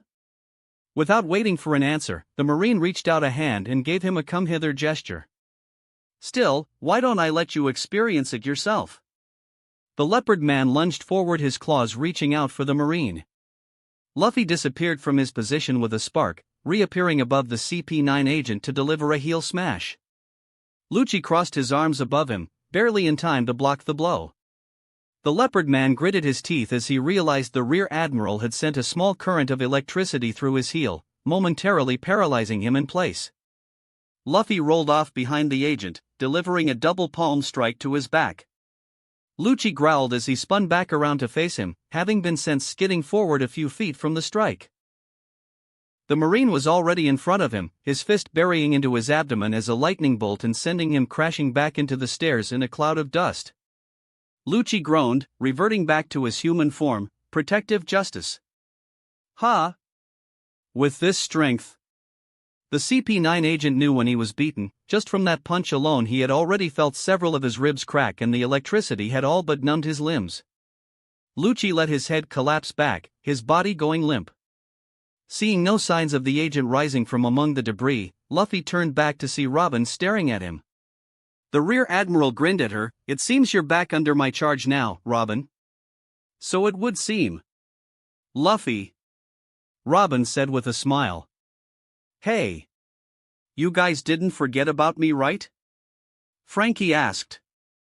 "As much as I like seeing that Spanda getting his ass handed to him, I don't have any blueprints to give you." Luffy raised an eyebrow. "Blueprints? What blueprints?" The scrapper frowned. "Didn't you try to rescue me so you can get the blueprints of Pluton yourself?" The Marine dug his nose with a finger. "What's that? Is it yummy?" "Air. You don't know?" Luffy flicked the booger away. "Well, if you're offering to build us a ship, we actually do have a need for a new one. I got some blueprints of the ship we used to get here so you can use that." "I don't need your boring blueprints. Even if my blueprints build something that can destroy whole islands? The reason why I actually ended up here? Sounds troublesome, don't want it. Just burn it or something if you don't want to get caught again." Frankie gaped at Luffy. For once he never felt so glad to see such a carefree Marine in his life. Ha. Marine bro, you're really interesting. Let me see those superior blueprints of yours and I'll see what I can build." Frankie offered with a grin. "Awesome. I'll hold you to that." Luffy cheered. The Rear Admiral turned around to smash Robin's sea stone cuffs with a chop of his hand, grinning uncontrollably at her. "So, can we leave now?" Luffy asked. On the Tower of Justice, the rest of the Straw Hats noticed the overcast sky clearing up. Near the entrance to the hall, a charred weasel man was currently embedded upside down in the wall, unmoving. "So he's done it, huh?" Zoro remarked. "Well, either that or we're out of job." Sanji took a puff of his cigarette. Usopp adjusted his goggles to focus on the bridge. "I see him carrying Robin on the bridge." "He did it! Yay! I knew Luffy could do it." Chopper cheered. Nami breathed a sigh of relief. "Good, I'd hate to abandon all that gold if we were to be labeled as criminals." "Yippee for you." Jabra congratulated half sarcastically. "We're the ones in trouble now." "Oh, shut up, you noisy dog," Olivia remarked while making her way into the room. "It's not like we never planned for this eventuality already." "Stop being so dramatic about it. Olivia-chan. Did that stupid Luffy hurt you?" Sanji pirouetted towards her. Olivia stuck out her pinky finger and struck towards his abdomen, sending Sanji crashing towards the wall. "Oh crap. That was a reflex action. I hope Luffy-senpai doesn't mind." Olivia scratched her head in embarrassment. Zoro grinned. "Don't worry about it, that guy deserves it." There was a loud boom of thunder before Luffy appeared near the hole of the tower, Robin in his arms. "Hey guys, I got her back." The Rear Admiral laughed while setting Robin down carefully. Luffy disappeared again before anyone else could react. "Robin!" Nami rushed towards her, pulling the archaeologist into a tight embrace. "Don't you ever lose faith in us again, you hear me?" Robin hugged the navigator back before releasing her with a smile. "I apologize, Nami. I won't do it again." Nami nodded before wiping her tears away, handing Luffy's cloak and hat to her. "I think he wants you to return him these." Robin took both items and nodded in understanding. "Ah. Robin. You're hurt. We need to get you to see a doctor." Chopper panicked upon seeing her cuts and bruises. Usopp slapped his head. "You're the doctor." "Oh. That's right." Chopper exclaimed before rushing forward with his medical supplies. Luffy appeared near the hole again, this time with Frankie thrown over his shoulder and Kaku slung under his arm. He tossed both on the ground before disappearing again. "God damn it. I said I'm a victim too, you know? Stop treating me like I'm some sack of potatoes." Frankie whined, still bound in his chains. "Now that you mention it. We never knew why this guy was taken, do we?" Zoro asked, pointing a finger at the scrapper. Nami glanced at the scrapper. Iceberg mentioned about him having a blueprint, right? Before you ask, I already burnt it. So you guys can't get anything from me anymore. Frankie shouted out. Ha! We never cared about any blueprints, Usopp shrugged. We only came to get Robin back. Frankie's eyes widened in surprise. Then he realized that a carefree Rear Admiral would have a carefree crew as well. He could not have been more thankful to have met this particular group of Marines. Luffy reappeared once more with Blueno over his shoulders while Califa and Lucci were slung under his arms. The Marine tossed them into a pile in front of Jabra before dusting his hands. Well, that's everyone. So we getting you guys out or what? Fukuro unzipped his mouth at the side. Chapapa. We had planned to lay low in St. Poplar for a while. Then maybe head back to our homeland after that. Olivia wagged a finger at them. Not for me, I'm going to Amazon Lily. I'm done with the cipher bullshit. Luffy nodded. I can give you guys a ride back to Water 7 on the Ark. Then you guys can take the sea train to Sweet Popcorn before Panda Face wakes up. I can take Oli to Almond Lobster myself later. Zoro pointed a finger at the pile of unconscious CP9 agents. You think they will just leave without giving any trouble? Yoy. They will. We had overheard Chief's plans to pin the blame on us if we were to lay defeated. Komadori explained. Jabra sighed, and as much as we hate that guy, killing him won't solve anything either. The Gorosei will still persecute us anyway, so we're done here. Oh, and before I forget. The Wolfman dug underneath his shirt before tossing a file towards Luffy. That's the report about a certain giant destroying the battleships instead of Robin. The one I told you about that should clear her name. Luffy grinned at the Wolfman. Thanks, Jabby. Gods, I hate that nickname. Jabra sighed. Well, I suppose we should get going? Usopp dusted his knees with a smile. You ready to go, Robin? Nami asked. Of course, my place is here with you guys. Robin admitted. Yay! We got Robin back. Chopper cheered. Zoro pulled Sanji out from the wall. Told you she could kill you with her pinky. Sanji grimaced. Shut up. Come on, you lousy mutt, at least help me carry one of these arrogant pricks. Olivia kicked at Jabra while Blueno and Lucci were thrown over her shoulder. Always the damn sharp mouth of yours. Jabra huffed before getting up on his feet. Fukuro picked Kaku up. Chapapa. We'll still keep in touch, Olivia. Kumadori lifted Califa over his shoulder. Yoy. These bonds shall not wither. We shall meet again. Robin placed the straw hat in its rightful place before wrapping the marine cloak around Luffy's shoulder, the Rear Admiral grinning at her all the while. The archaeologist took a step back to join the rest that were gathered in front of Luffy, their eyes looking at him expectantly. The Rear Admiral gave them his usual grin before pointing a finger at the entrance. Move out. Yes, sir. Frankie wriggled helplessly on the ground. You guys didn't forget about me, right? Chapter 38, Dousing the Flames. In the skies in between Eni's lobby and Water 7, a giant golden ship was soaring through the sky. Below its deck was a group of former government agents sitting in a circle, all of them having received medical treatment from a certain reindeer doctor. We're done, huh? Blueno asked no one in particular. Jabra lifted an eyebrow at him. You don't sound disappointed. I thought you guys would take this situation harder than we have, since we had already expected this from the start. Kaku shrugged. This is the best outcome the moment we were defeated. CP9 does not tolerate failures after all. The fact that we're still alive is a blessing in itself. Jabra snorted at his answer, knowing it was true. Lucci looked down at his hands. He could have killed us. Fukuro nodded slowly beside him. Chapapa. Luffy was quite the merciless one when he was with us, but he hated every kill he had to make back then. Yoy. With that boundless strength, none could stand before him. But now that strength has become his burden to bear, for he seeks not death but repentance. Komadori sang. And that's why he limited himself? To not kill? Califa frowned. Olivia smirked. Had he been serious, you guys won't even have a body part left to bury? He's already given up his killing ways, adopting that protective justice of his. It's like he's keeping as far away as possible from his assassination days. I heard about that justice. Kaku noted. It's almost a direct opposite of absolute justice, protecting everyone without killing.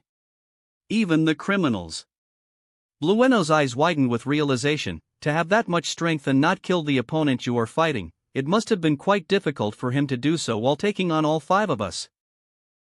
Olivia feigned surprise, gasping dramatically, "Wow, you catch on quick, Hornhead.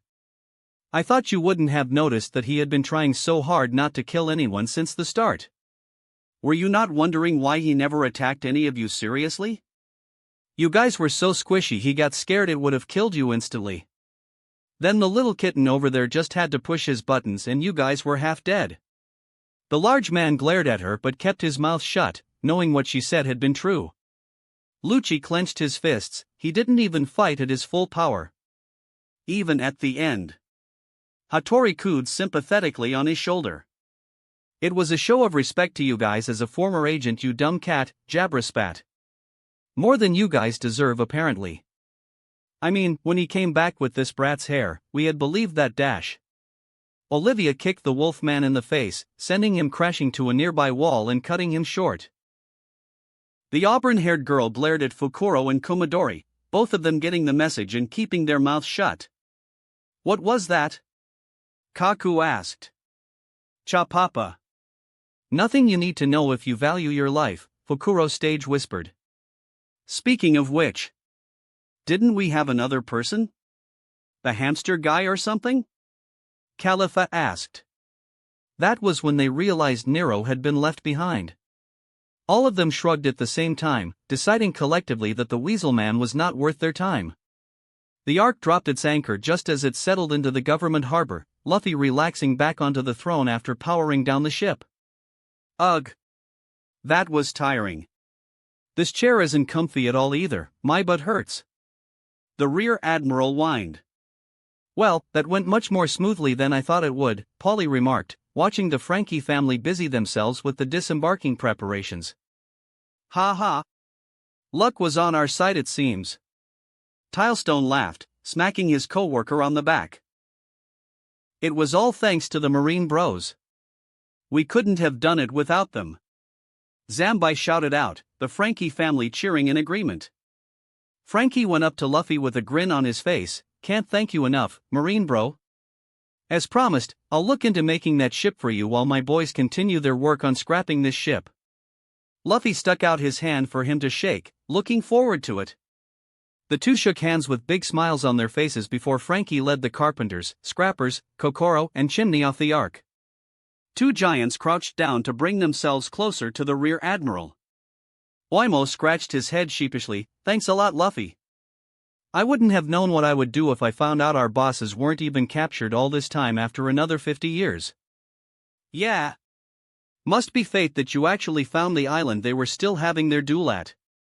And thanks for letting us hitch a ride on your ship." Kashi grinned.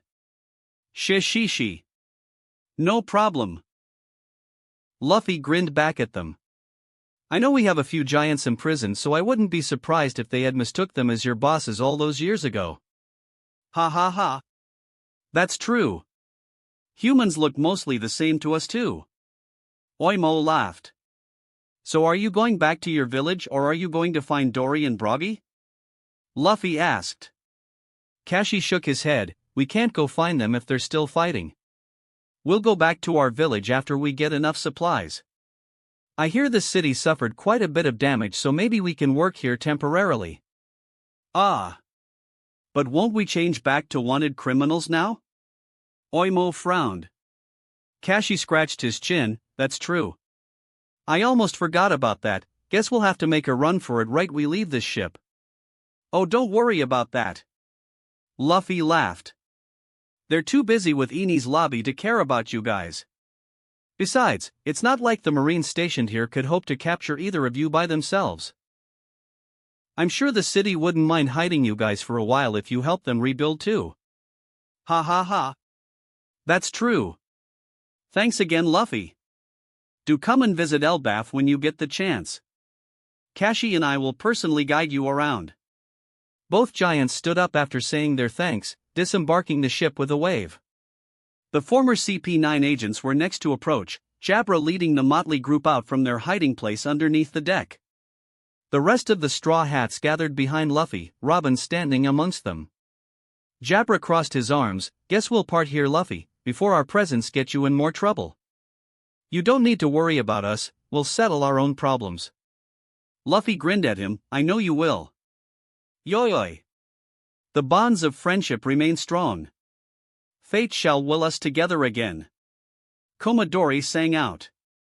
Zoro glanced at Kaku, finding the long-nosed agent staring back at him. Too bad we could not have a proper sword duel, Zoro grinned. Kaku chuckled, quite unfortunate it seems. I got done in by your commander before we got the chance to properly cross swords.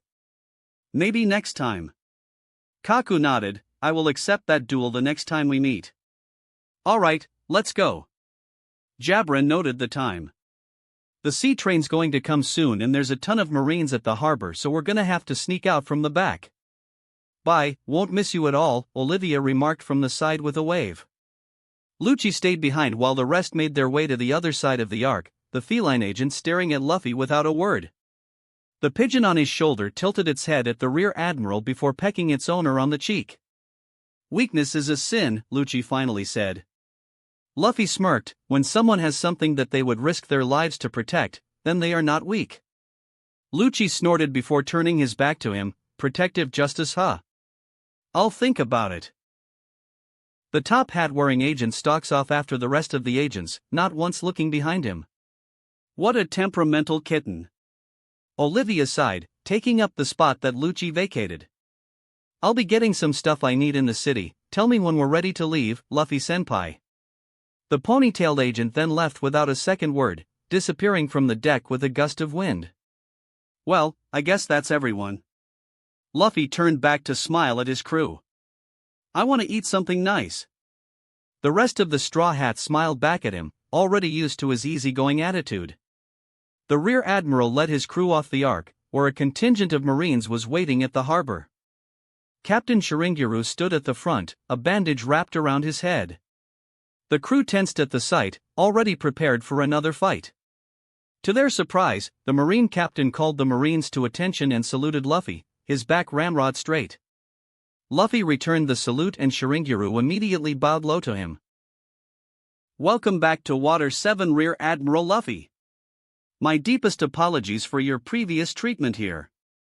We have just received the report that it was a frame-up done by those despicable Cypher Pole agents and I should not have jumped to conclusions like that. I will accept any punishment you see fit. Everyone at the harbor stared at Luffy with bated breath, most of them already knew the gravity of such a situation. Sure, the orders might have came from somewhere else, but if Luffy decided to press charges, Shiringuru had more than just his job to worry about. But for those who knew Luffy, they all knew he was not cold-hearted enough to do that. Shishishi. Don't worry about it. It's not your fault. You're a victim too. Luffy pulled him up by his shoulders with a broad smile. A smile graced Shiringuru's face before he started bawling his eyes out. Aha! Damn it!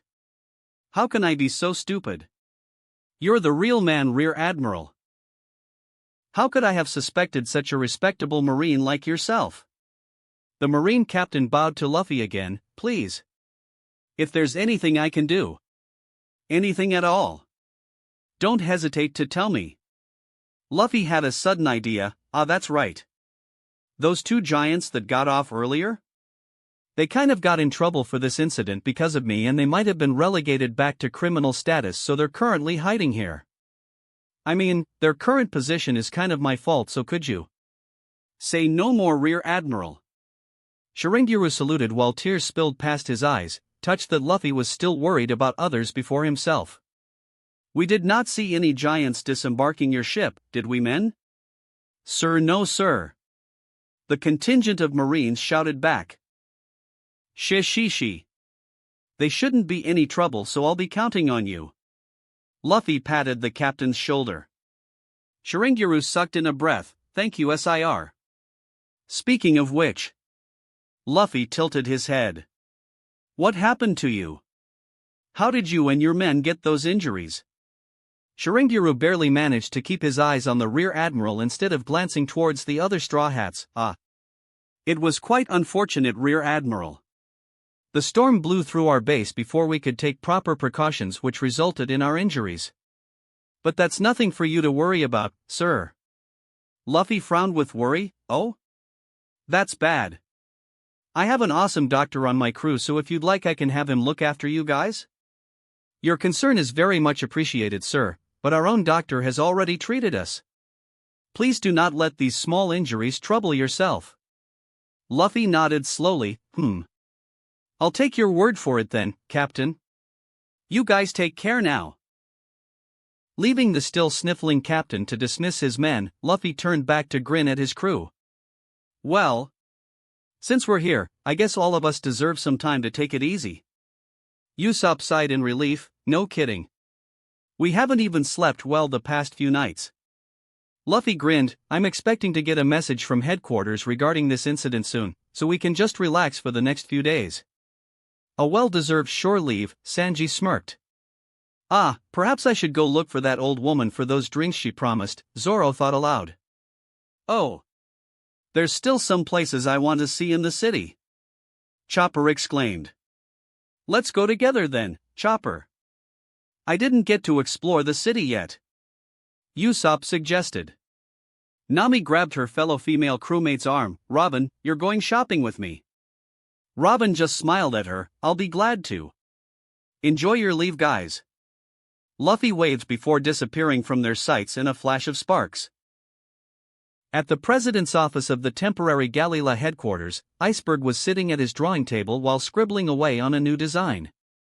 To his left, Frankie sat on a sofa with his arms hanging on the backrest, smiling at his former fellow apprentice. So I heard you burned the blueprints. Was that true? Iceberg asked without looking up from his drawing. Nope, the scrapper admitted proudly. That was a lie that Marine Bro cooked up for me. Iceberg took a moment to glance at him before looking back down. Then your life would still be in danger, wouldn't it? Frankie shrugged. I'm used to it. I ain't the boss of the back streets for nothing, you know. Besides, what are you drawing? You seem so focused on it. If you're designing a new ship for those Marines, I'll have you know they already commissioned me to do it. Iceberg's hands did not stop moving, nothing of that.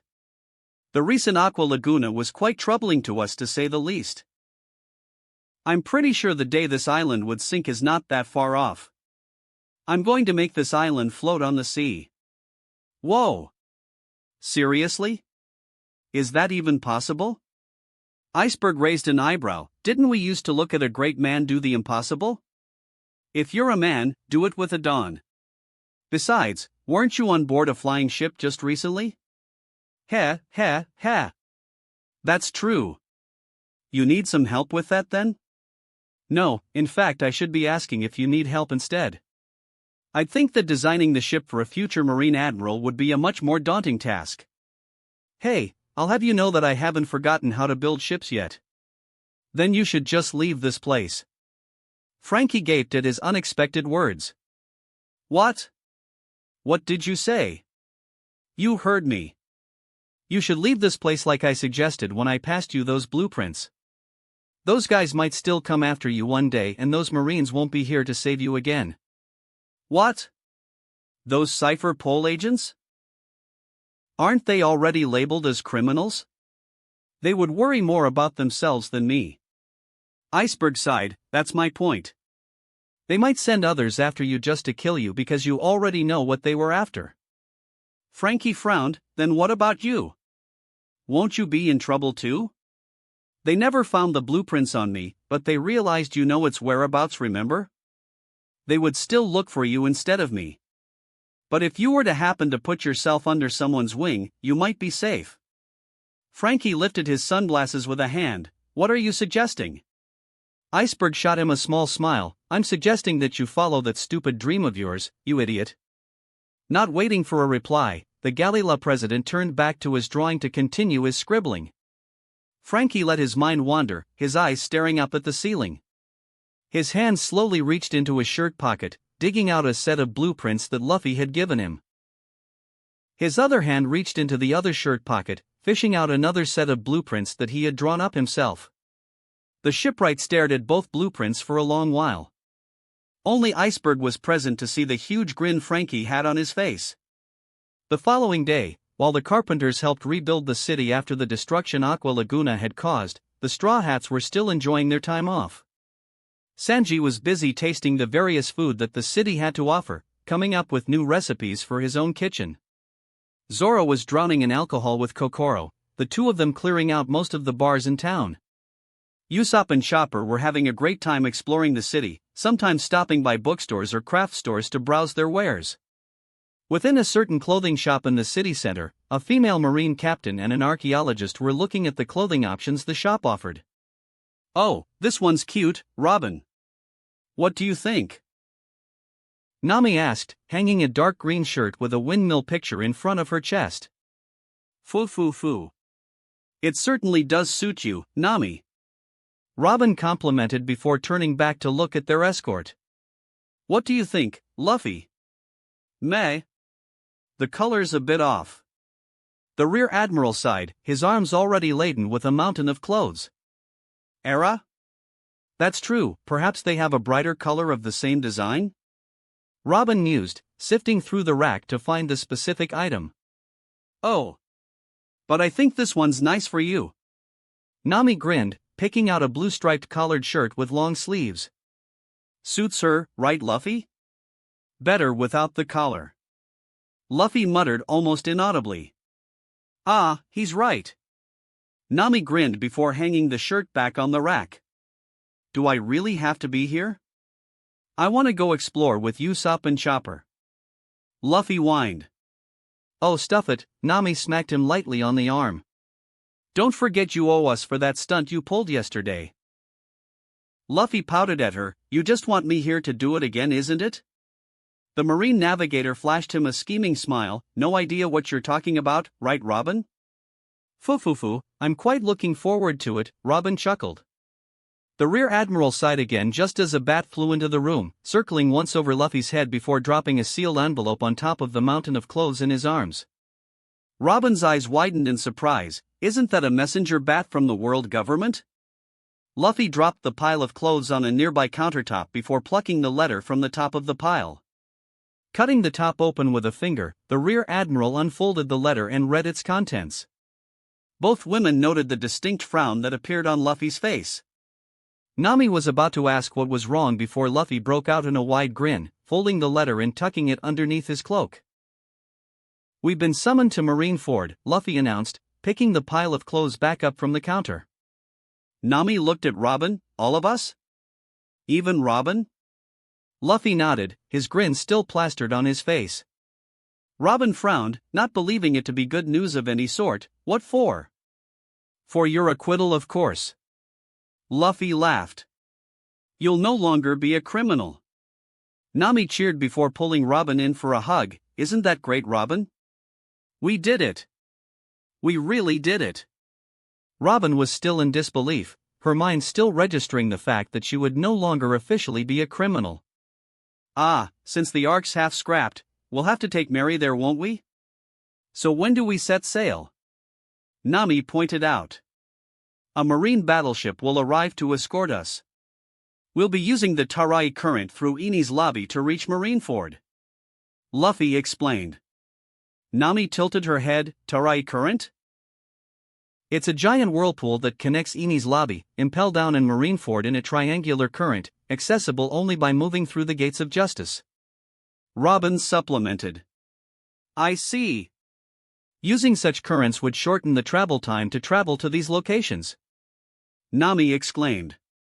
Luffy nodded. "Once we're done there, we can proceed with the plan to mothball Mary. Then we'll return back here for our new ship."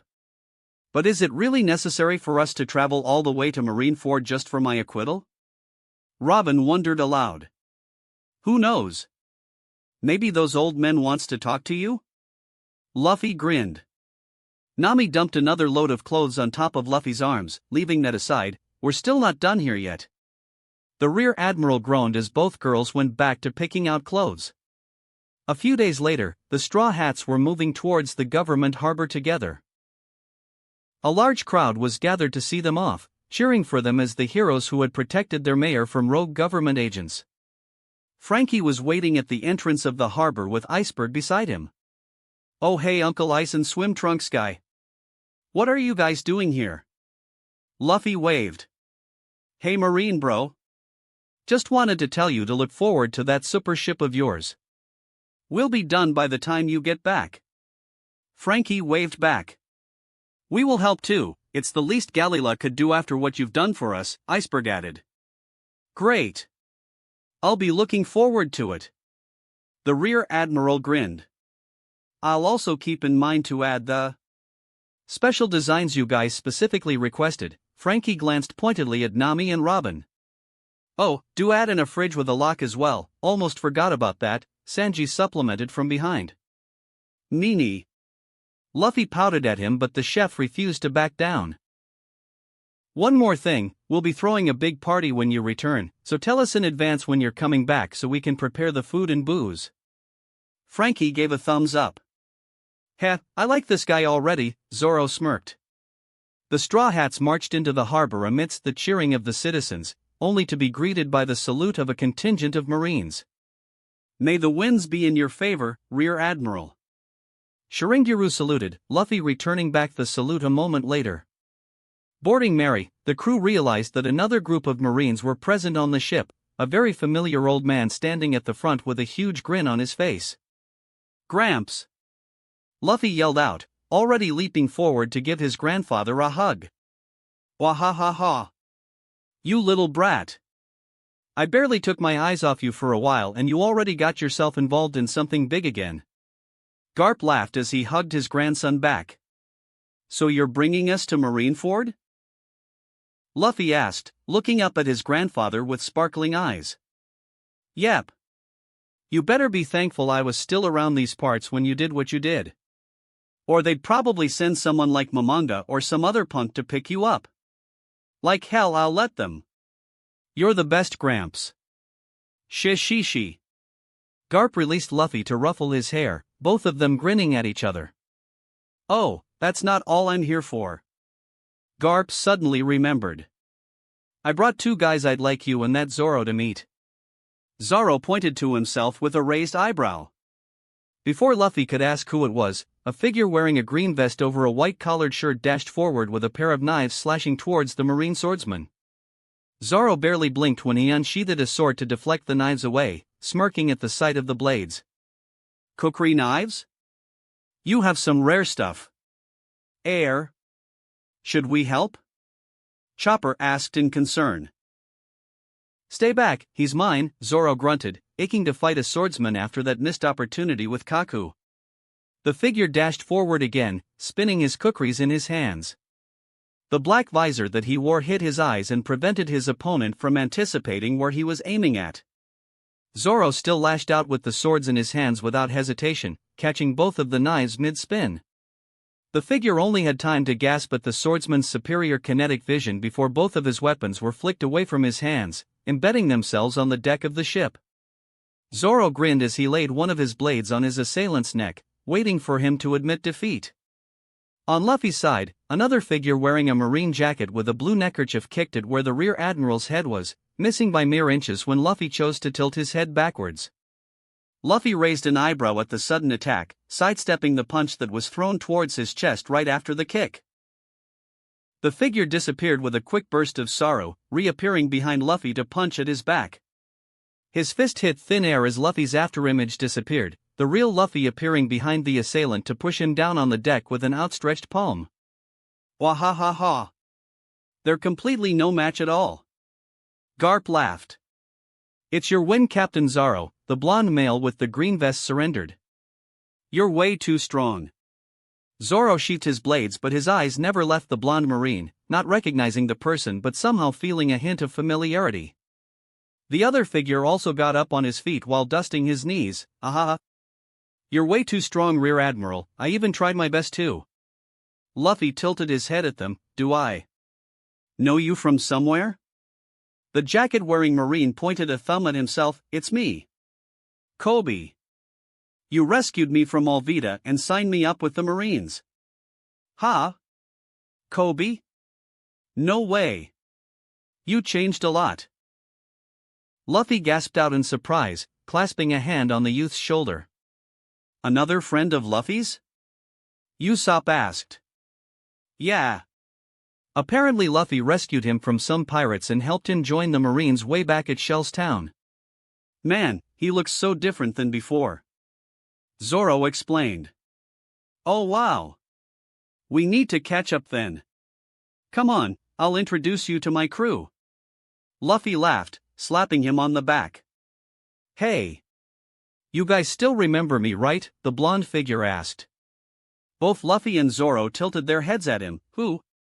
The figure gritted his teeth and raised his visor in frustration. It's me. Helmeppo. I was the one that tied you up at Shell's Town. Oh. Luffy smacked his palm with realization. The stupid boy at the restaurant. As much as I hate to admit it, but yes. Helmeppo cried, Kobe trying his best to console him about accepting his past. Luffy called over his crew, introducing each one of them to Kobe and Helmeppo. The two younger Marines saluted each of the Marine captains with awe on their faces. It appeared that the Straw Hats had become quite a topic amongst the Marines back at headquarters. Well, I'll leave you guys to catch up. Garp waved at them with a grin, shooing them off. The Vice Admiral turned towards Luffy's crew, Captain Nami. Nami stood at attention with a salute. Navigator, right? My ship's right outside the harbor, just follow my ship and we'll guide you to Marineford, got it? Nami nodded an affirmative while Robin stepped up beside her. If I may ask, Mr. Vice Admiral. Is this really necessary just for an acquittal? Garp grinned at her. Nico Robin, eh? The one my grandson is trying so hard to protect. I didn't get an opportunity to talk to you the last time because of that damn vixen. The Vice Admiral pointed his thumb towards Luffy, who was busy leading Kobe and Helmeppo towards the kitchen. It's also to inaugurate him as a Vice Admiral, so of course we'll have to go there. The old farts are trying to make a big show out of it to cover up the CP9 thing. Anyway, you guys will find out the details when you get there. I can't be bothered to listen to everything they told me. Garp grinned at them conspiratorially before leading his group of Marines off the ship.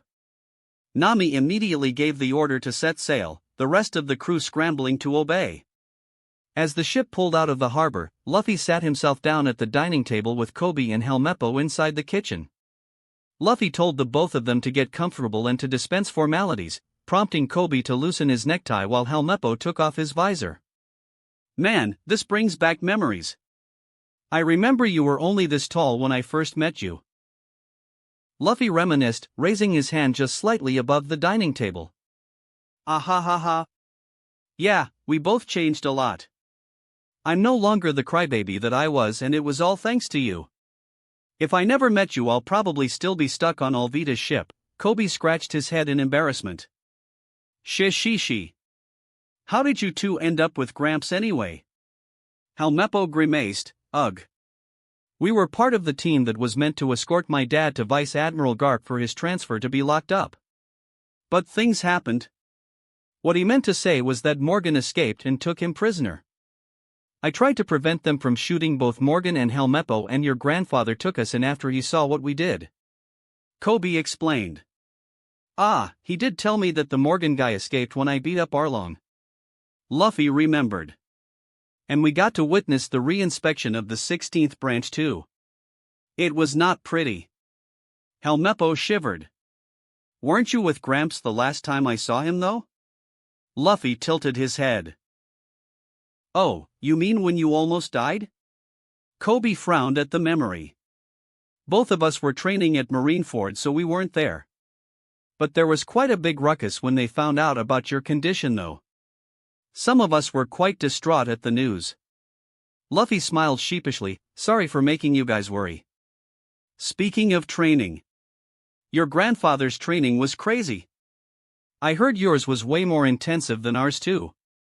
How did you survive him? Helmeppo asked. Kobe's eyes sparkled. That's right. I'm also curious about that Rear Admiral. What did you actually go through during your training? The Rear Admiral grinned and began retelling of his own training under Garp's tutelage. Both of them listened attentively, starstruck as Luffy recounted of his trainee days wrestling with Sea Kings, sparring with warlords and even dueling the Vice Admiral himself. No wonder you're so strong. Helmeppo gulped, awed by Luffy's tenacity.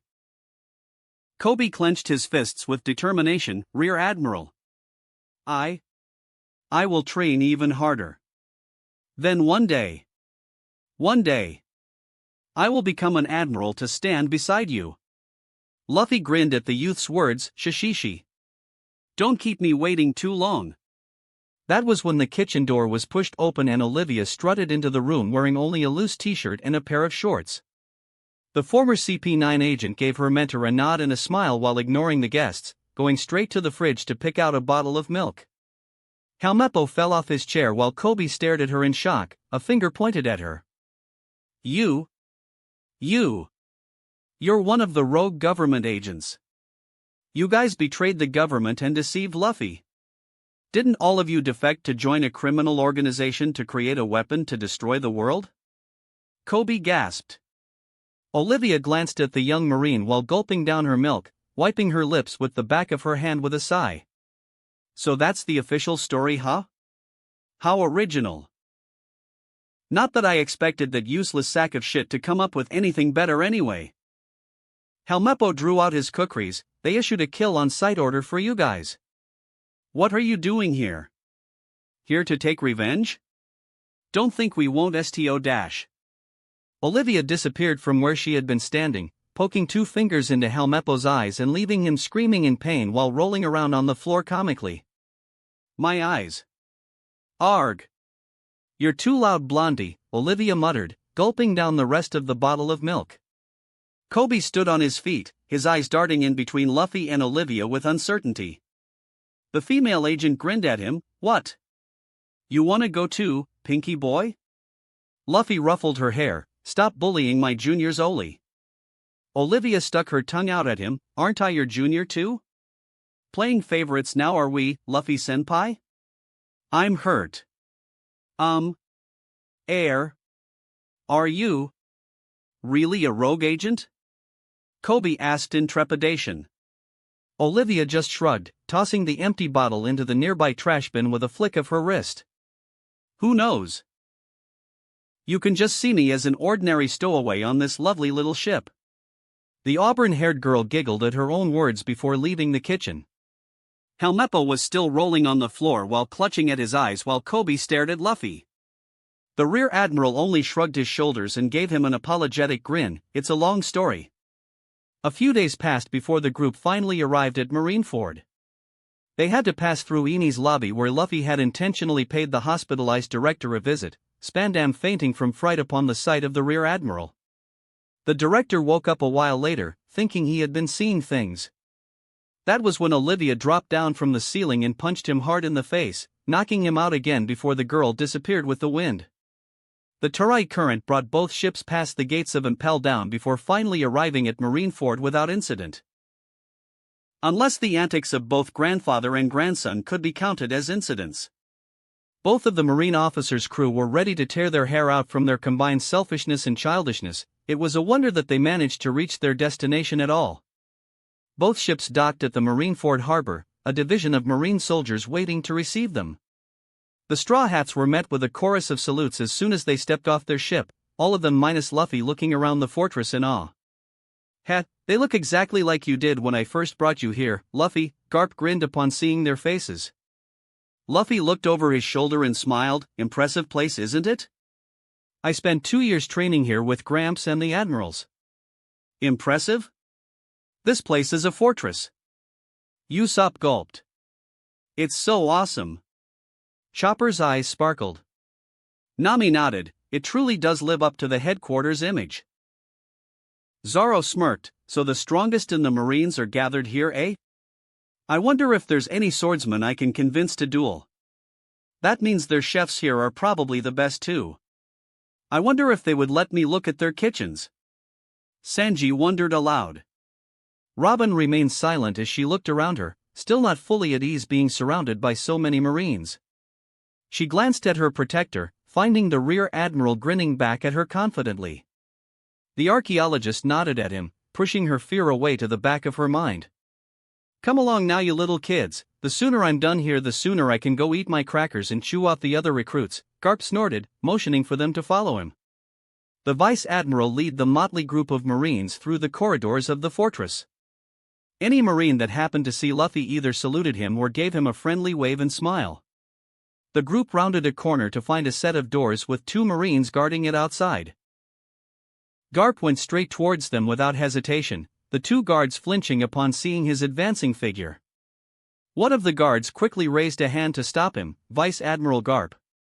Fleet Admiral Sengoku asks that you please use the door and not dash."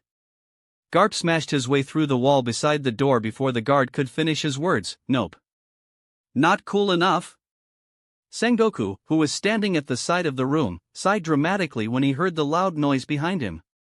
Garp gave his old friend a wave before settling himself down on the couch at the other side of the room, a packet of crackers already in his hands that he pulled out from nowhere.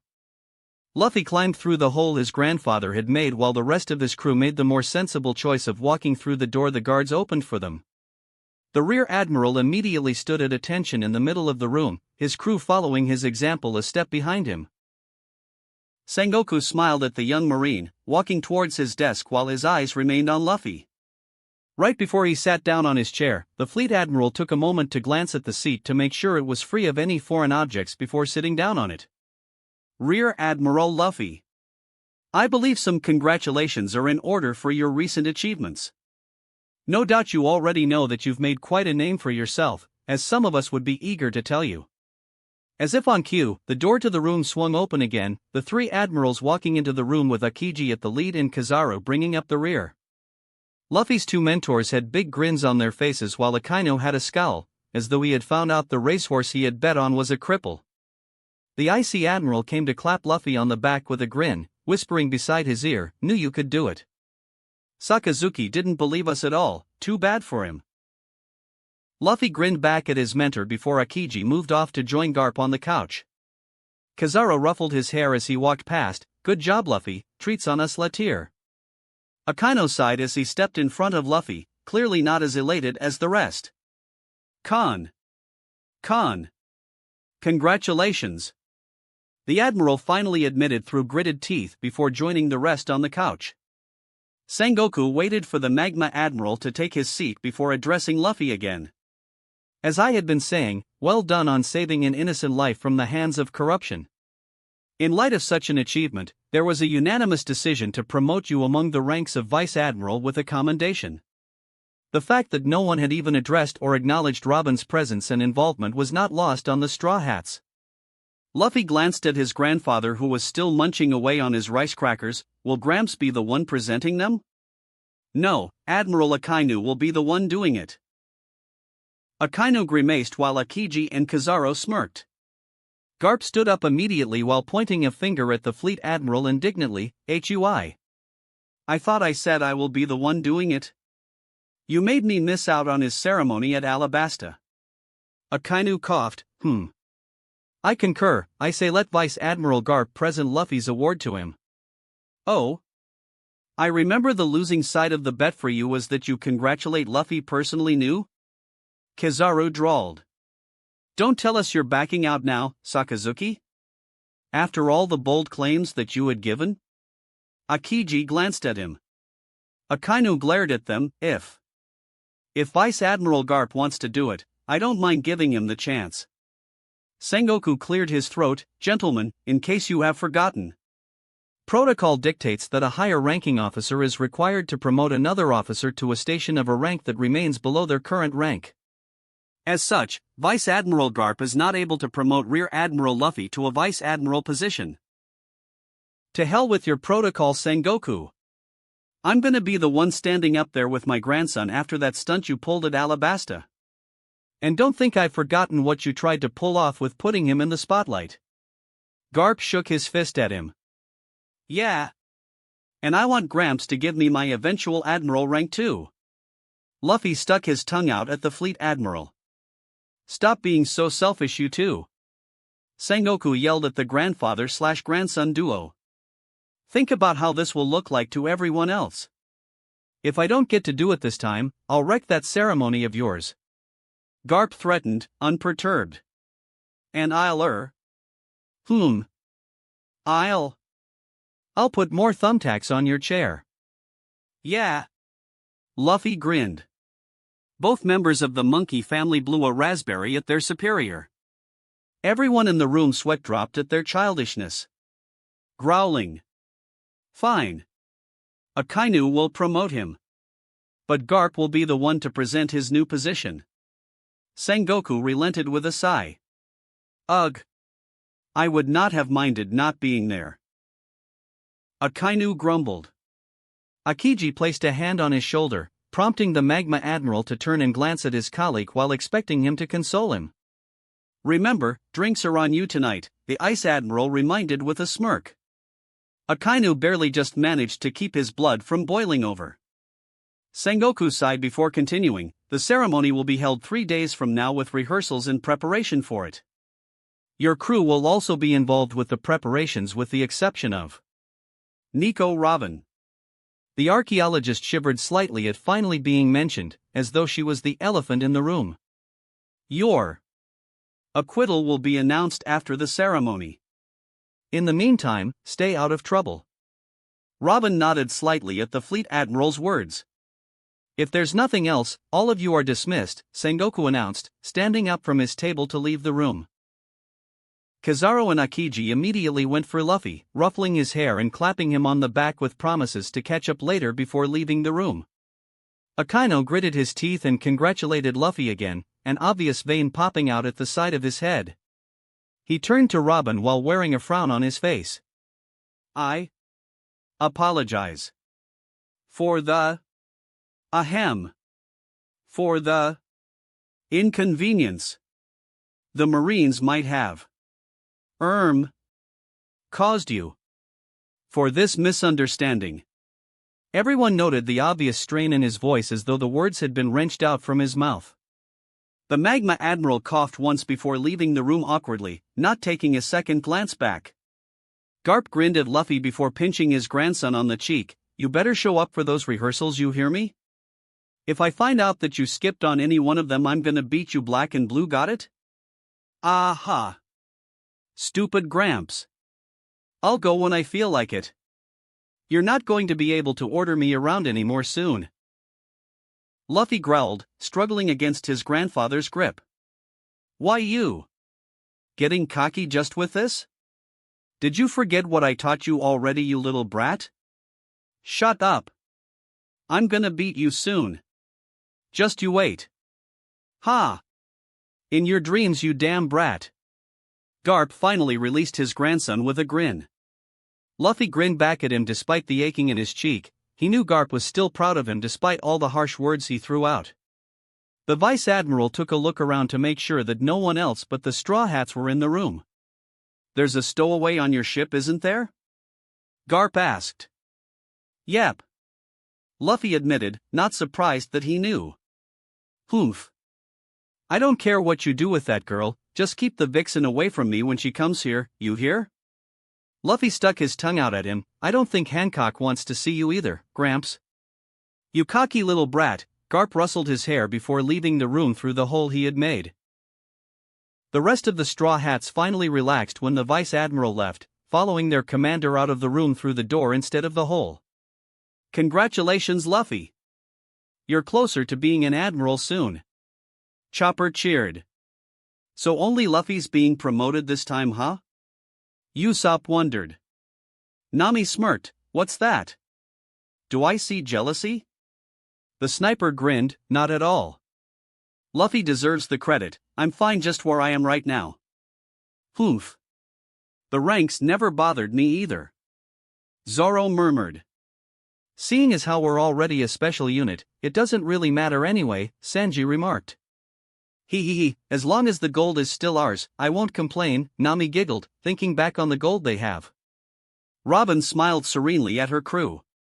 The crew rounded a corner to see Commodore Hina waiting for them, an unlit cigarette dangling on her lips. Oh? Done with your meeting, Hina sees, the female Commodore grinned at them. Hearts replaced Sanji's eyes, oh my. Commodore Hina. Were you waiting for me, your PRI dash? Hina pulled Luffy into a crushing hug while ignoring the Marine chef, prompting Sanji to immediately break down crying on the floor, muttering about the world's unfairness. Hina. Great to see you here. Luffy greeted with a smile while his face was smothered in her chest. Where's Smokey? He's still on his way, as are most of the other guests. Hina ruffled his hair before releasing him. Congratulations on your promotion, Hina is proud. Shi. Thanks, Hina. What are you doing here? The female Commodore glanced at the straw hats behind him, still ignoring the crying Sanji. Hina will be in charge of your cruise rehearsals. Since none of you have experience in formal military ceremonies, Hina shall take extra care in teaching you. Sanji leapt up to his feet immediately. I'll be in your care, Miss Hina. This idiot. Zoro sighed. At least it won't be as bad as the one in Alabasta, right? Usopp hoped. Nami blanched, ugh. Please don't remind me. It was so stressful to just stand there with everyone's eyes on you. Chopper clapped his hooves together. We can watch Luffy this time. Hina glanced at the archaeologist. In the meantime, Miss Robin is allowed to participate as a guest. We'll be addressing your special circumstances at a later date. Hina suggests that you avoid any unwanted attention in the meantime. I understand, I will refrain from causing trouble, Robin promised. What about me? Luffy asked with sparkles in his eyes. Hina gave him a small smile. Hina was told that Instructor Zephyr will be taking care of you. Chapter 39, Premonition Promotion. Luffy's face immediately fell the moment he heard the instructor's name. A's. Why does it have to be him? He's too strict. I don't wanna I can't even run away if it's him.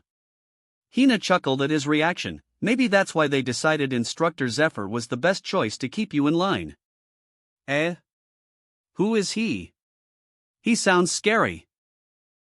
Chopper asked. He's a meanie. Luffy deadpanned with his tongue sticking out, not bothering to elaborate any further. His crew's sweat dropped at him. Before they could ask Hina for a proper answer, the sounds of two people arguing could be heard down the corridor. She'll accept mine. No. Mine's better. They aren't even her favorite color. How would you even know? Everyone turned their heads towards the source of the noise that was becoming more heated by the minute. An odd pair of Marine recruits butting their heads together were walking towards them while trying, and failing, to hide absurdly large bouquets of flowers behind their backs. The one on the left had a distinct yellow dress shirt with purple spots that somehow complemented his red-lensed heart-shaped sunglasses. All he needed was a set of peace symbol necklaces and he would probably be labeled as a hippie by everyone he met.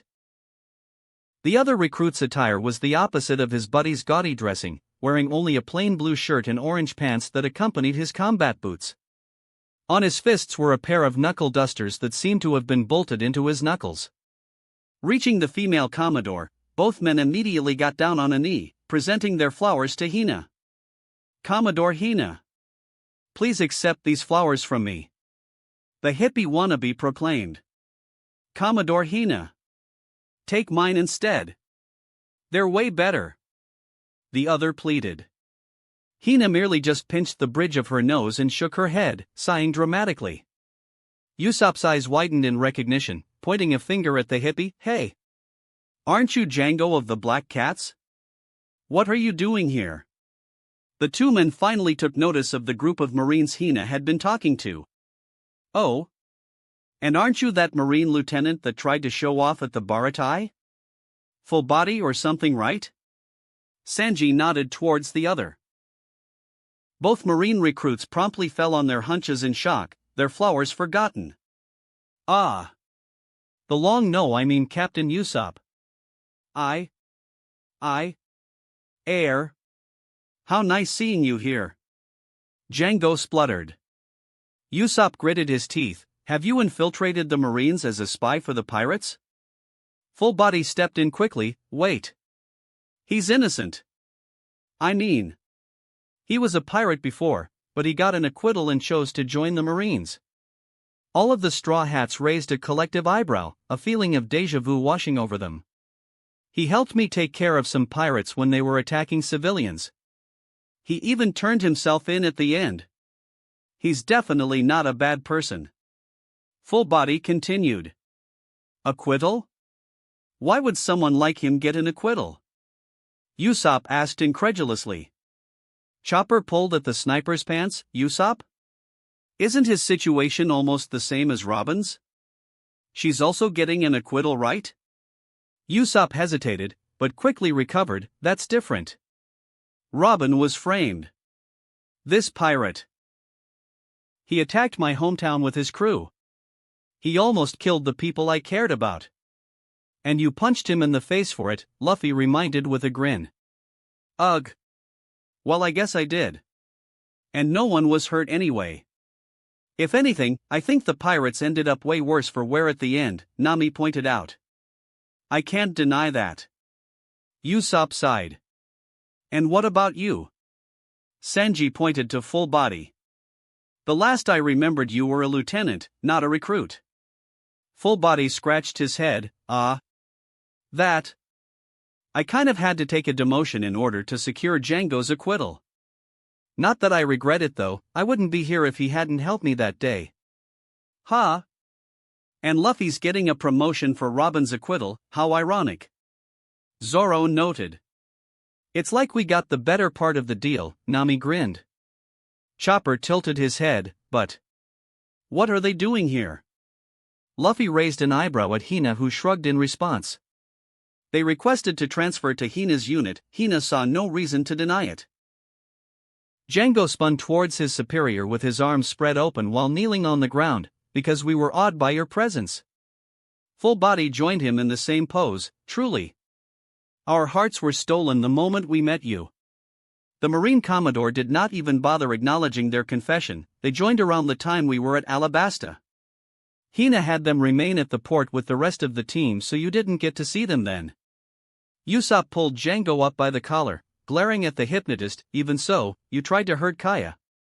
Don't think I would forget about that. Django swallowed nervously, remembering his fight with Usopp before he became a Marine.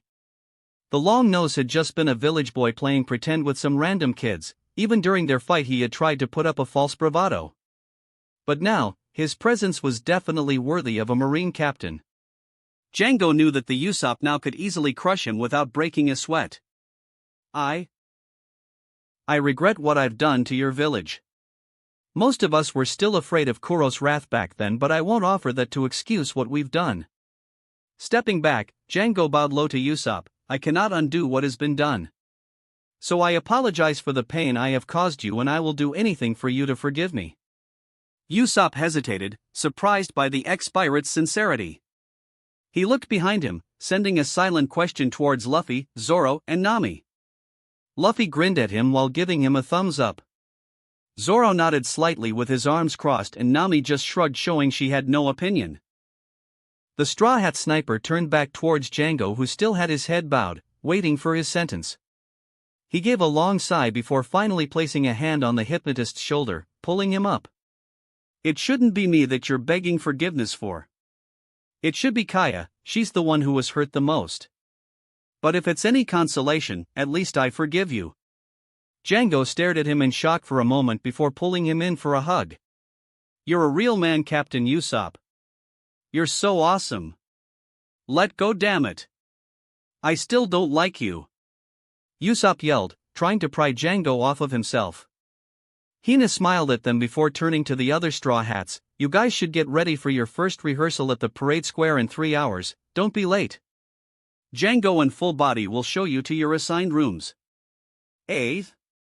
It starts today? Luffy groaned. Hina nodded. Fleet Admiral Sengoku felt that you needed the extra time. But I got Zephyr. He's not that bad, Luffy. Hina thinks he just wants the best out of everyone. Luffy started flailing his arms in the air, but he's no fun and boring as hell. Well, I apologize for being boring as hell, you little brat, a voice spoke up from behind. Zephyr knocked Luffy on the head before the rear admiral could even turn around, causing him to squat down on the ground while grasping his head in pain.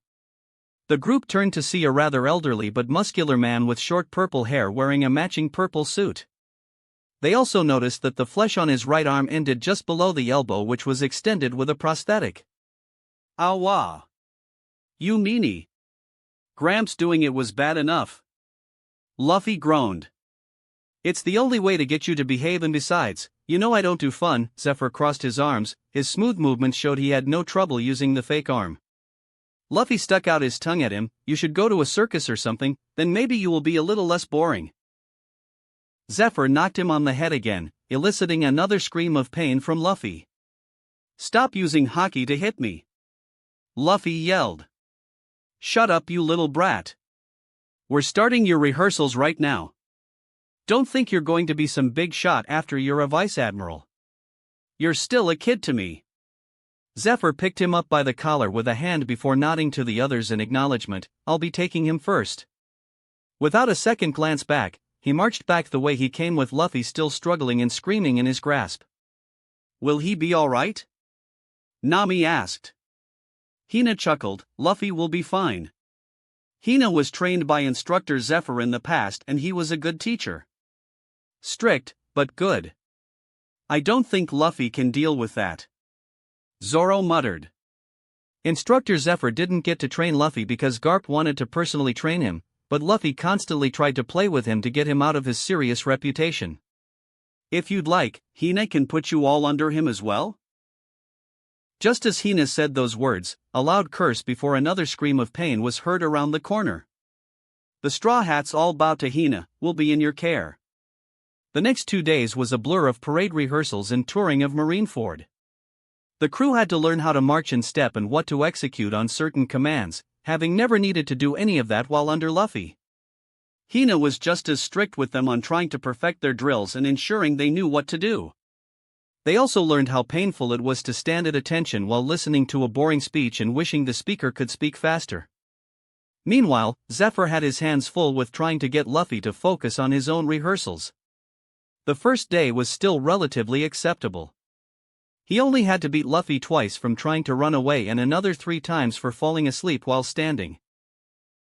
The second day, however, he had to waste time trying to hunt Luffy down when the rear admiral actually managed to slip away during the rehearsal and hid himself underneath Sengoku's desk.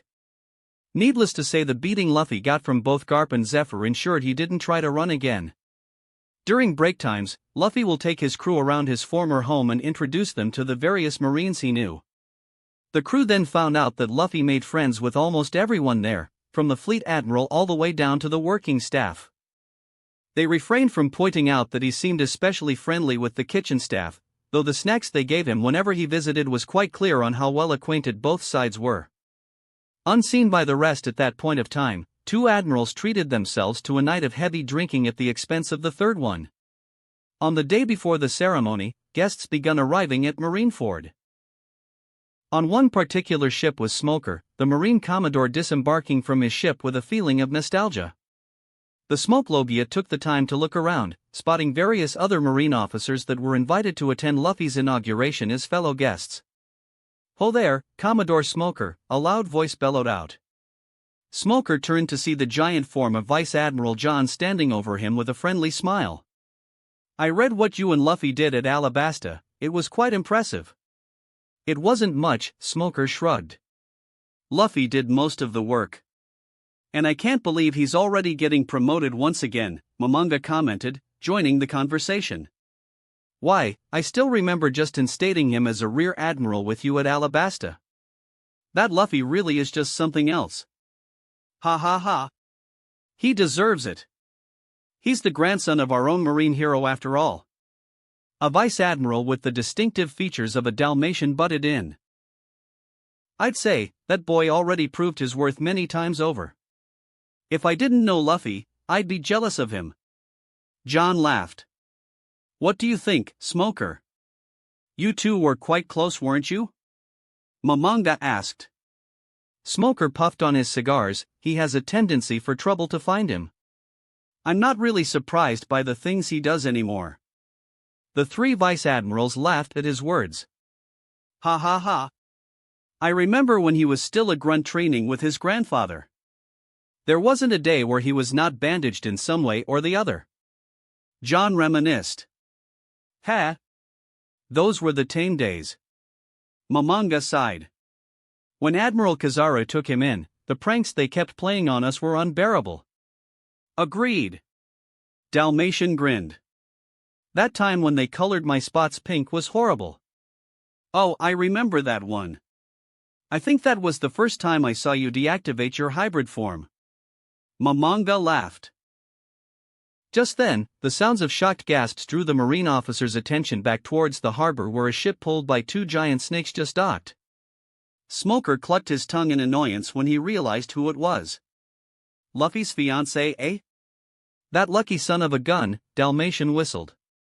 Hancock and her retinue were already disembarking the ship when Smoker moved to intercept them. The pirate empress raised an inquisitive eyebrow when she spotted the marine commodore stop with his arms crossed in front of her. This is a marine event, Smoker informed. Pirates shouldn't be here, warlord or not. Hancock's face immediately scrunched up in rage when she heard his words, her figure disappearing to materialize in front of Smoker with her hand pinching his ear. What did you say? Are you suggesting that I miss out on my darling's important event? How dare you? Smoker winced in pain, biting down the yelp that almost slipped past his lips, as I said. Pirates aren't allowed here. Hancock furrowed her brows, contemplating if she should just turn Smoker to stone or not. Mangaka rushed to Smoker's side, Shichibukai Boa Hancock. Please stay your hand. Rear Admiral Luffy is already present within headquarters. The pirate empress immediately released Smoker at the mention of Luffy's name. He is? I must go meet him at once. Kujas, to me. Yes, Hebiheim-sama.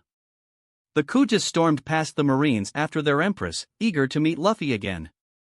Mangaka waited for the pirates to get out of earshot before placing a hand on Smoker's shoulder. Don't antagonize her, Smoker. When she found out we had left her out of his promotion at Alabasta, she was inconsolable for weeks. But still, letting her enter freely will just inflate her ego. Who knows what she would demand from us in the future? We're letting pirates in for crying out loud. Smoker protested. Fleet Admiral Sengoku had already taken her into account and gave her a special pass to be here. It's not worth her ire to keep her away from this. Smoker grimaced at the thought of her pirate crew strutting around like they owned the place for the next few days. Mangaka noticed, and while we're at it, the warlord Jinbei will be arriving today as well. Try not to trouble him for Luffy's sake, yeah? The Marine Commodore huffed an affirmative. I'll try, no promises. Toshiji. We're going. Mangaka watched the smoke lobia storm off into the Marine Fort with his unit trailing behind him, a wry smile on his face. On Marinefort's parade square, two contingents of Marines were standing at attention in front of a raised platform. All of them had been maintaining their position for the past half hour, showing admirable mental and physical strength to remain still for so long. In front of said contingents, the Straw Hats stood in a single row closest to the platform. Chopper stood at the far left in his human form, followed by Zoro, Nami, Usopp and Sanji on the other end. Robin was currently seated at one of the spectators' seats with a book in her hand. As for the reason they had been standing still for so long, the person responsible had just received another knock on the head by Zephyr while on stage. Have you not memorized it yet? Your parade is tomorrow, you know? Zephyr yelled in disbelief. I'm not good with all these long words. Luffy groaned, massaging his head to ease the pain. I thought all I had to say was I do or something. That's for marriage. This is your oath of office, you damn brat. Zephyr smacked him on the head again. Now say it without looking at the cue card. The rear admiral sighed aloud before trying again. Usopp groaned from below the stage. At this rate, we might be standing here for another hour. As soon as those words left his lips, a pace stick immediately impacted his shoulder, causing him to flinch more from surprise than pain. No talking or moving once you're in formation, much less when you're standing at attention, Hina chided from behind. Yes, Hina-chan. Sanji sang out only for the pace stick to smack his head. Zoro frowned. I got this itch I need to scratch though. Hina glared at him. If you call yourself a swordsman, you should be able to endure that little discomfort. It'll just be a second. The paste stick hit the swordsman on the side. Hina said no talking. Hina. Nami whispered without her lips moving. Why do you have to be so strict about this? I mean, it's Luffy's inauguration, you know? Hina grinned. Precisely because it's Luffy's inauguration that makes this important. This is the Marine hero's grandson and his special unit we're talking about, you know? Coupled with the fact that he's going to be the youngest vice admiral in history, there's going to be a lot of people watching this ceremony, so Hina cannot afford any muck-ups here. Chopper winced. This feels much more intimidating than the Alabasta one now. You do know that Luffy could screw this whole thing up even without our help, right? Usopp pointed out. Hina smacked him on the head. If Luffy makes a fool of himself, then it's Instructor Zephyr's problem. But if you guys screw up, it's Hina's problem. Now stop fidgeting and look straight. Pay attention to the stage. Usopp grumbled but turned his attention back to the platform where Luffy currently had his right palm raised in the air. I, Vice Admiral Monkey D. Luffy, do solemnly and sincerely swear that I will always bread. Air. Bean paste? Oh, bear true faith in alligator? No. Alley-oop? Air. Zephyr swatted him on the head. Allegiance. Usopp sighed. Yeah. We're going to be here the whole day, aren't we? Hina smacked him again. Just then, a cacophony of catcalls echoed from the other end of the parade square. The most disciplined ones managed to ignore the commotion while the rest turned their heads to peek at what was causing a scene. Hancock sauntered onto the parade square, a female marine hot on her heels trying to stop the pirate empress from going any further. Please, Miss Hancock. You're not supposed to be here until the actual day. They are still rehearsing. Hancock gave the marine a slightly bashful look with fake tears at the corners of her eyes. I can't? The marine's eyes turned into hearts. Oh dear. No. Please go on ahead. Hancock immediately returned her face into her usual look before strutting forward again. Luffy grinned at the sight of his fiancée before dashing off the stage. This time Zephyr did not stop him, opting to glare at the pirate empress disapprovingly instead. Hina smiled before turning towards the parade. Fall out. 10 minutes break. The Straw Hats breathed a sigh of relief, their shoulders finally allowed to drop down. Spotting her fiancé rushing towards her, Hancock's face immediately lit up while throwing her arms open. Luffy catapulted himself into Hancock's embrace. Hancock. I didn't know they let you attend too. I wouldn't miss it for the world, the pirate empress swooned, smushing Luffy closer to her. Congratulations on your promotion, Luffy, Marigold said with a smile, stepping beside her elder sister. You'll be an admiral in no time. Sander Sonia grinned, her forked tongue darting out for a moment while she stood opposite Marigold. Congratulations, Luffy-sama. The rest of the Kujas echoed. Shishi. Thanks, girls. Hancock released her fiancé from her embrace when she saw Hina strut towards them. Empress Hancock. Commodore Hina. Both women greeted each other with a nod and smile. Hina wrapped an arm around Luffy's shoulder. There will be a reception after the parade for all the guests tomorrow after the inauguration, then a party after that for the close friends and families. Hancock nodded in understanding before Hina leaned in closer to whisper in her ear. And then after that, an after-party for the more intimate friends. Both women smirked at each other. Luffy pouted at the two of them, prompting Hancock to place an apologetic kiss on his forehead. Luffy, congratulations yet again. A gruff voice spoke out, shattering the pink atmosphere Hancock had made.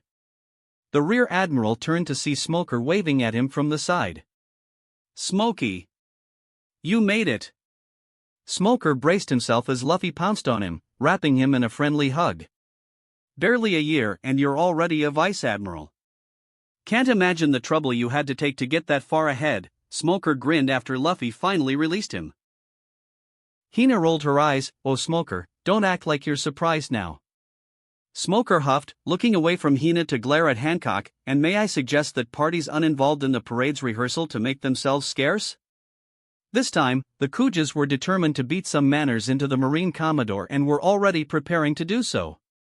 If you continue to disrupt the parade with your presence, Luffy will suffer for it during the actual day, Smoker continued, not at all threatened by them. The Kujas gasped, all of them making hasty apologies for disturbing Luffy, who waved his hands at them to show that he did not mind in the slightest. Please take care of yourself, Luffy. I'll make your favorite food later, okay? Hancock fussed.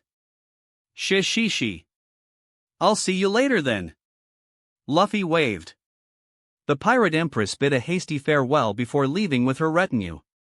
Hina sighed, when will you get over that stubbornness of yours? Hina is quite vexed to see you hate pirates to this degree. Smoker frowned, I am not stubborn. Luffy laughed, yes you are, Smokey. Smoker rolled his eyes but kept his mouth shut.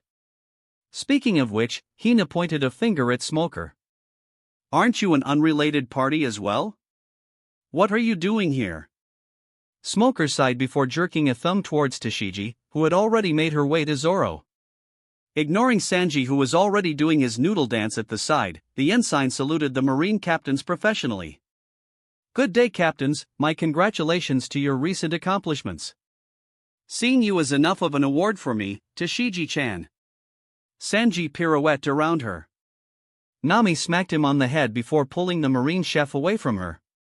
The marine ensign unsheathed her blade, leaving it perpendicular to Zoro with her fist clenched tightly around its handle. Captain Zoro, I formally request to have a duel with you.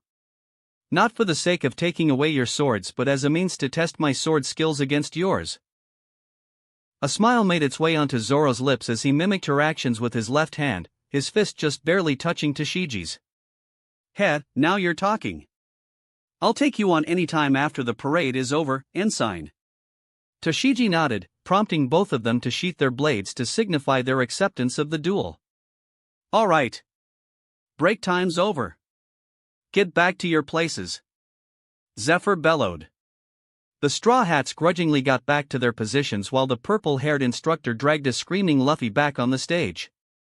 Tashigi nodded to her commanding officer as she walked past, Smoker returning the nod with one of his own. The Smoke Logia glanced at the parade formation before sighing, I hope this doesn't turn out like his graduation. Hina placed a hand on his shoulder, try not to get your hopes up, Smoker-kun. After another few hours of long torturous drilling, Zephyr finally decided that it was all that they could do before the actual thing the next day and let everyone off for a night of rest. Ugh. My head hurts. I can't take it anymore. Luffy groaned.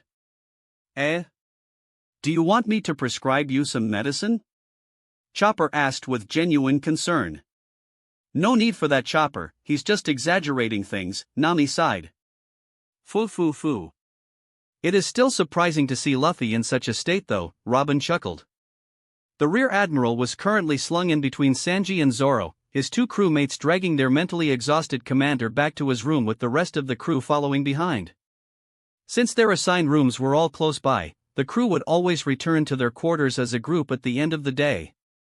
Zoro furrowed his brows, you can wrestle with sea kings, duel with warlords, trample down an army of marine soldiers and then take on 5 trained assassins without a problem. But memorizing a few lines for your inauguration is too much for you? At least we know how to deal with you now, Sanji smirked. Don't taunt him.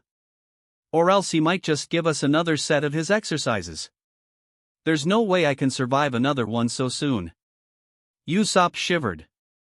Both Zoro and Sanji glanced at Luffy, only to realize the Rear Admiral had a mischievous grin on his face. Another set, eh? Ha.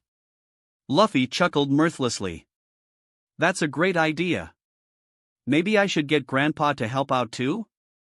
Damn it, Usopp. You just had to remind him, didn't you? Sanji yelled. I'm blaming you for this. Zoro bellowed alongside the chef. Give me a break, guys. Usopp groaned. Just then another figure appeared around the corner, his large frame almost taking up half the width of the corridor. Luffy's face brightened immediately. Oh. Jinbei. You're here too. I didn't think they'll let you come.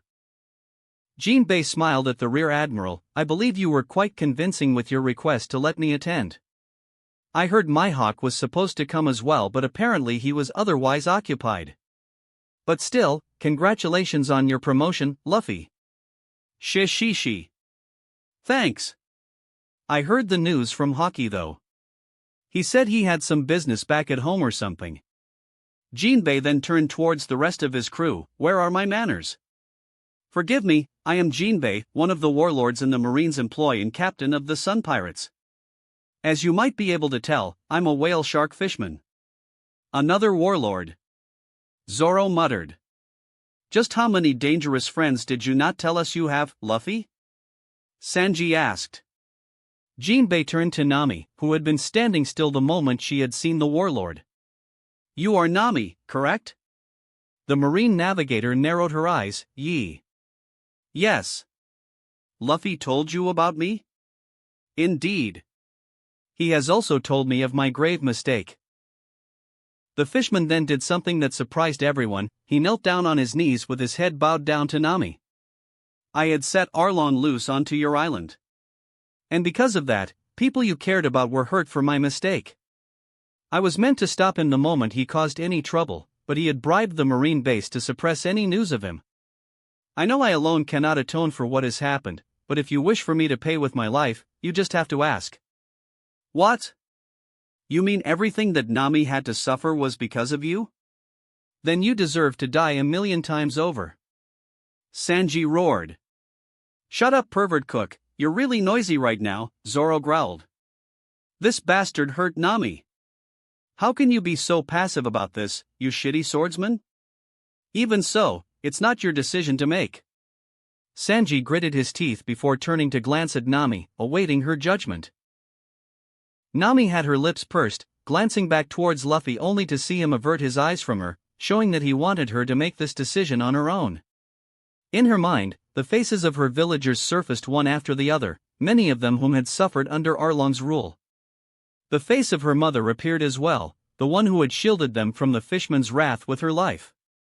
Her hand unconsciously went to the windmill tattoo on her shoulder, where it once bore the form of Arlong's mark of slavery. Her body remembered the pain she felt when they forced the tattoo on her, marking her as one of their own, which led to her inevitable hate towards pirates in the past. But because of that, she had found friends that she could fulfill her dreams with, friends who would risk their lives for her and whom she would not hesitate to do the same in return. She remembered the satisfaction she received when she saw her prison smashed into pieces and her jailer beaten into submission in front of her. The clincher, of course, was the satisfaction she received in the marine base at Logtown. She let out the breath that she had been holding in. There's no need for you to apologize to me. It wasn't you who hurt me after all, it was Arlong. Jinbei looked at her with shock, but he was there because I set him free. You couldn't have known what he would do after you set him free. What he did with his freedom was his own responsibility to bear. You're not his father nor his master, his sins are not for you to bear. I was his captain. He left you to make his own crew, right? Then you aren't his captain anymore. Jinbei's mouth hung open. He was not expecting this outcome at all. He had expected Nami to demand a limb or two, maybe even for him to kill himself or something. Nami sighed upon seeing the fishman's shocked face. Look. I forgive you, all right? Though I don't really think it's your fault to begin with. How? How are you so magnanimous? Jinbei spluttered. Nami grinned. I guess I just take after my commanding officer a lot. We all believe in protective justice after all. Jinbei glanced at Luffy, who only shrugged in response. Why don't you just accept it, Jinbei? She's quite stubborn.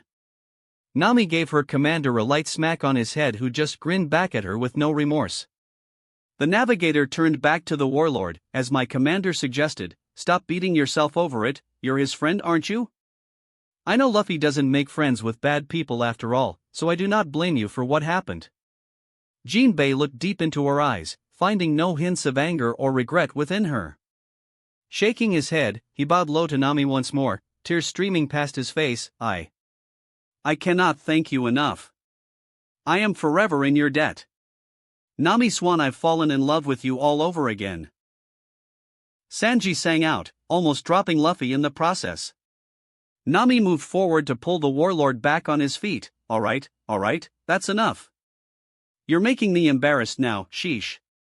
Truly. Luffy has found great comrades for his unit. I fear even my own crew pales in comparison to yours. But don't tell them I said that. Chopper started dancing happily. Shut up. Praising us ain't gonna make us happy, you know? Shishishi. They're the best. Luffy agreed. Jinbei grinned, happy to see that the Luffy he knew had not changed a bit. I shall not hold you guys here for longer than I already have. All of you need to rest for the parade tomorrow. And if I know Luffy, he still has those lines he need to memorize. Usopp sighed dramatically. Please Luffy, don't make us stand there for so long while you try to remember your oath. No promises. The rear admiral stuck his tongue out at him, finally gathering enough strength to stand on his own. Oh. I almost forgot. Robin, can you meet me in my room? I need to go through some details about your acquittal. Robin nodded in understanding as the rest of the crew went on their own way towards their assigned rooms. Jinbei watched them leave before looking up at the ceiling. Luffy, will you be able to protect my people as well? Without waiting for an answer, the fishman trotted down the corridor towards his own room. The next day, the previously empty parade square was now filled to the brim with people occupying the spectator stands set up at three sides of the square. Most of the Marines within headquarters had attended as guests, many of them having known Luffy personally some way or the other. Seated amongst them were the Kuja pirates, most of them carrying banners and flags bearing Luffy's name with heart shapes around it. They were given a stand for themselves, the higher-ups having foreseen the chaos it would cause should there be any Marines ignorant enough to try and lay a hand on them. The supporting contingents of Marines were already standing at the parade square awaiting the entrance of the main star. In front of them with his back to the stage was the acting parade sergeant major, Commander Glove. Beside the stage stood Sengoku, Garp, the three admirals and a Marine soldier carrying a silver tray. Just out of sight of the spectator stands at a corner of the parade square, the Straw Hats stood waiting for their cue to enter the parade. All of them were dressed in white suits with their cloaks around their shoulders, something that Luffy had surprisingly not mouthed a word of complaint about. Even Chopper had a suit made especially for his larger human form. Zoro had to leave his swords behind during the parade, to which Tashigi volunteered enthusiastically to help him take care of them in the meantime. The Straw Hat swordsman decided to ignore the fact that he saw the ensign rubbing her cheeks on his swords adoringly when she thought he was not looking. Even Nami was dressed in a white dress shirt and pencil skirt for the parade, a far cry from her usual casual clothes. Luffy was standing beside his crew with a scrunched-up face while Usopp tried to repeat the lines back to him, correcting him whenever he made a mistake. Air. Falling the enemy and faithfully electrocute vice admirals? Luffy whispered. Falter in the face of the enemy, Luffy. And it's discharge the duties of a vice admiral, not electrocute vice admirals. Usopp reminded. Luffy groaned as he tried again. Hey, we've got no time left. Nami whispered just as Glove called the parade to attention. If you can't remember on stage, just repeat after one of us like we planned. The MC of the parade announced the entry of the Guard of Honor, giving the Straw Hats a few precious seconds to give themselves a final check on their bearings. Once the MC was done, Glove immediately opened his mouth wide to yell out the appropriate commands. Guard of Honor. Attention. Forward march. The military band began banging their drums, the Straw Hats marching out with their feet in tune with the beat. Chopper led the way at the front of the group, his gait confident after having to repeat the steps 100 times. He began marking time at the appropriate position in front of the supporting contingents, marked by a small red tape on the ground that was just visible for him to see but not visible enough for the audience. The rest of the Straw Hats found their own tape to mark time on, their postures straight and confident as they waited for the military band to give them the cue to stop. 2 loud beats were played on the bass drum, prompting the Straw Hats to prick up their ears. Another 2 beats followed, matching the time that each of their feet impacted the ground. Finally, 3 long beats were played and the Straw Hats slammed their right foot down in perfect sync with a resounding bang just as the drum beat faded out. Guard of Honor. To the front, turn. The Straw Hats turned as one to face him, their faces stern and chin held high. The MC immediately began speaking into his snail microphone again. The parade sergeant major, Commander Glove, will now hand over the parade to the parade commander, Rear Admiral Luffy. The military band began to play again, giving Luffy a tune to march into the parade square and head straight towards Glove. As though it was pre-planned, the song came to an end just as Luffy reached the space in front of Glove, the latter giving him a salute in greeting. Luffy saluted back before cutting down, allowing Glove to cut down his salute as well. The two of them exchanged a few words that no one else could hear before saluting each other again. Glove took a step back while Luffy took a step forward, taking his place as the parade commander. Glove turned to his left before marching off, going around the entire circumference of the parade square before finally stopping behind the supporting contingents of Marines. "Parade, at ease!" Luffy bellowed. The parade moved into their at ease positions with perfect sync. The MC waited for Luffy to turn to face the stage and put himself into his own at ease position before continuing to read from his script. "We would now like to invite Admiral Akainu to give the opening address for Rear Admiral Luffy's inauguration." There was an applause from the audience and a few snickers here and there as Akainu ascended the stage to take his position on the podium. He looked down at the script in front of him, fighting to keep his face calm as he glanced through the script that Aokiji and Kizaru had written for him.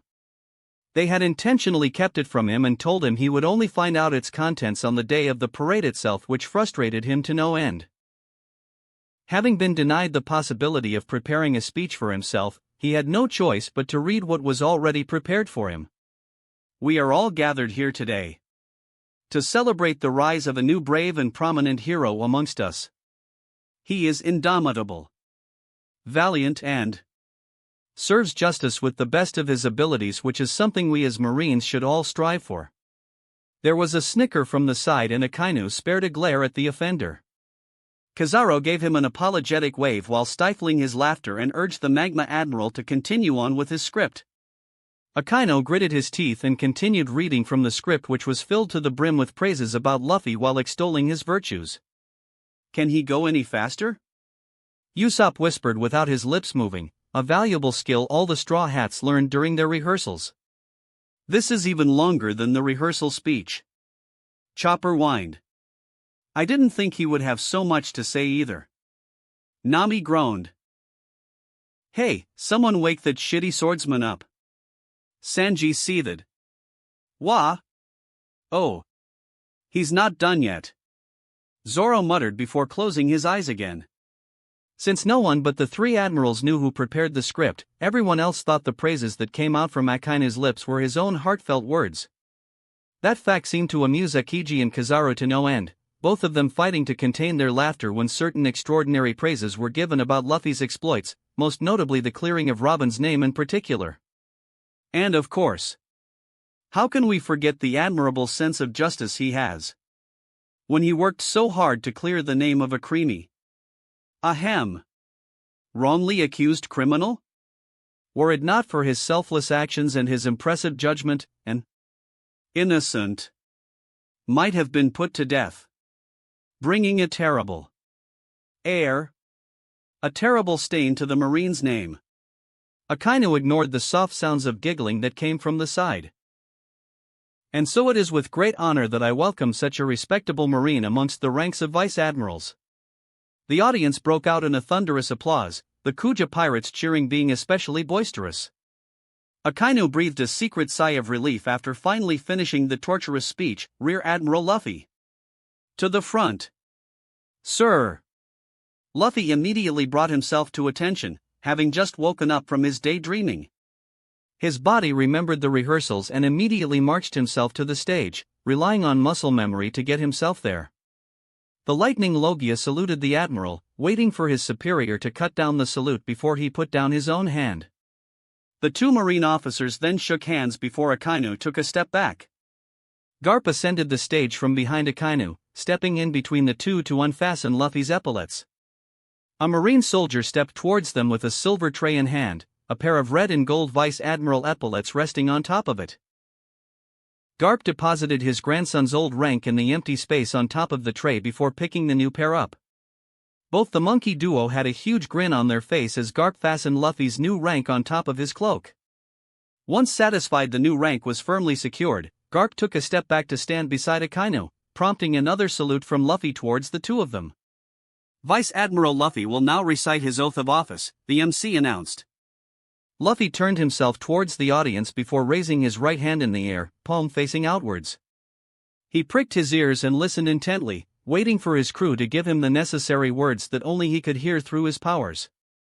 I, Vice Admiral Monkey D. Luffy, do solemnly and sincerely pledge that I will always bear true faith and allegiance to the world government and its affiliates. I will serve as an officer with my utmost capabilities and defend the innocent with pride. I will honor my men and serve justice with utmost dedication. I will not falter in the face of the enemy and will faithfully discharge the duties of a vice admiral with my life. The audience broke out in a round of applause while Luffy turned back to salute Akainu and giving his grandfather a handshake. Time to go, Aokiji whispered before crumbling into pieces of ice. Kizaru grinned as he slipped out from where he stood in a flash of light. Sengoku frowned at the two admirals' disappearance before he noticed the smirk on Garp's face as he released his grandson's hand from the handshake. Sengoku's eyes widened when he remembered Luffy's graduation. Garp, don't you dare dash. Both vice admirals punched their armament-clad fists forward at the same time, blasting out a huge shockwave that threw everyone around them away, including Akainu and most of the Marines on the parade square.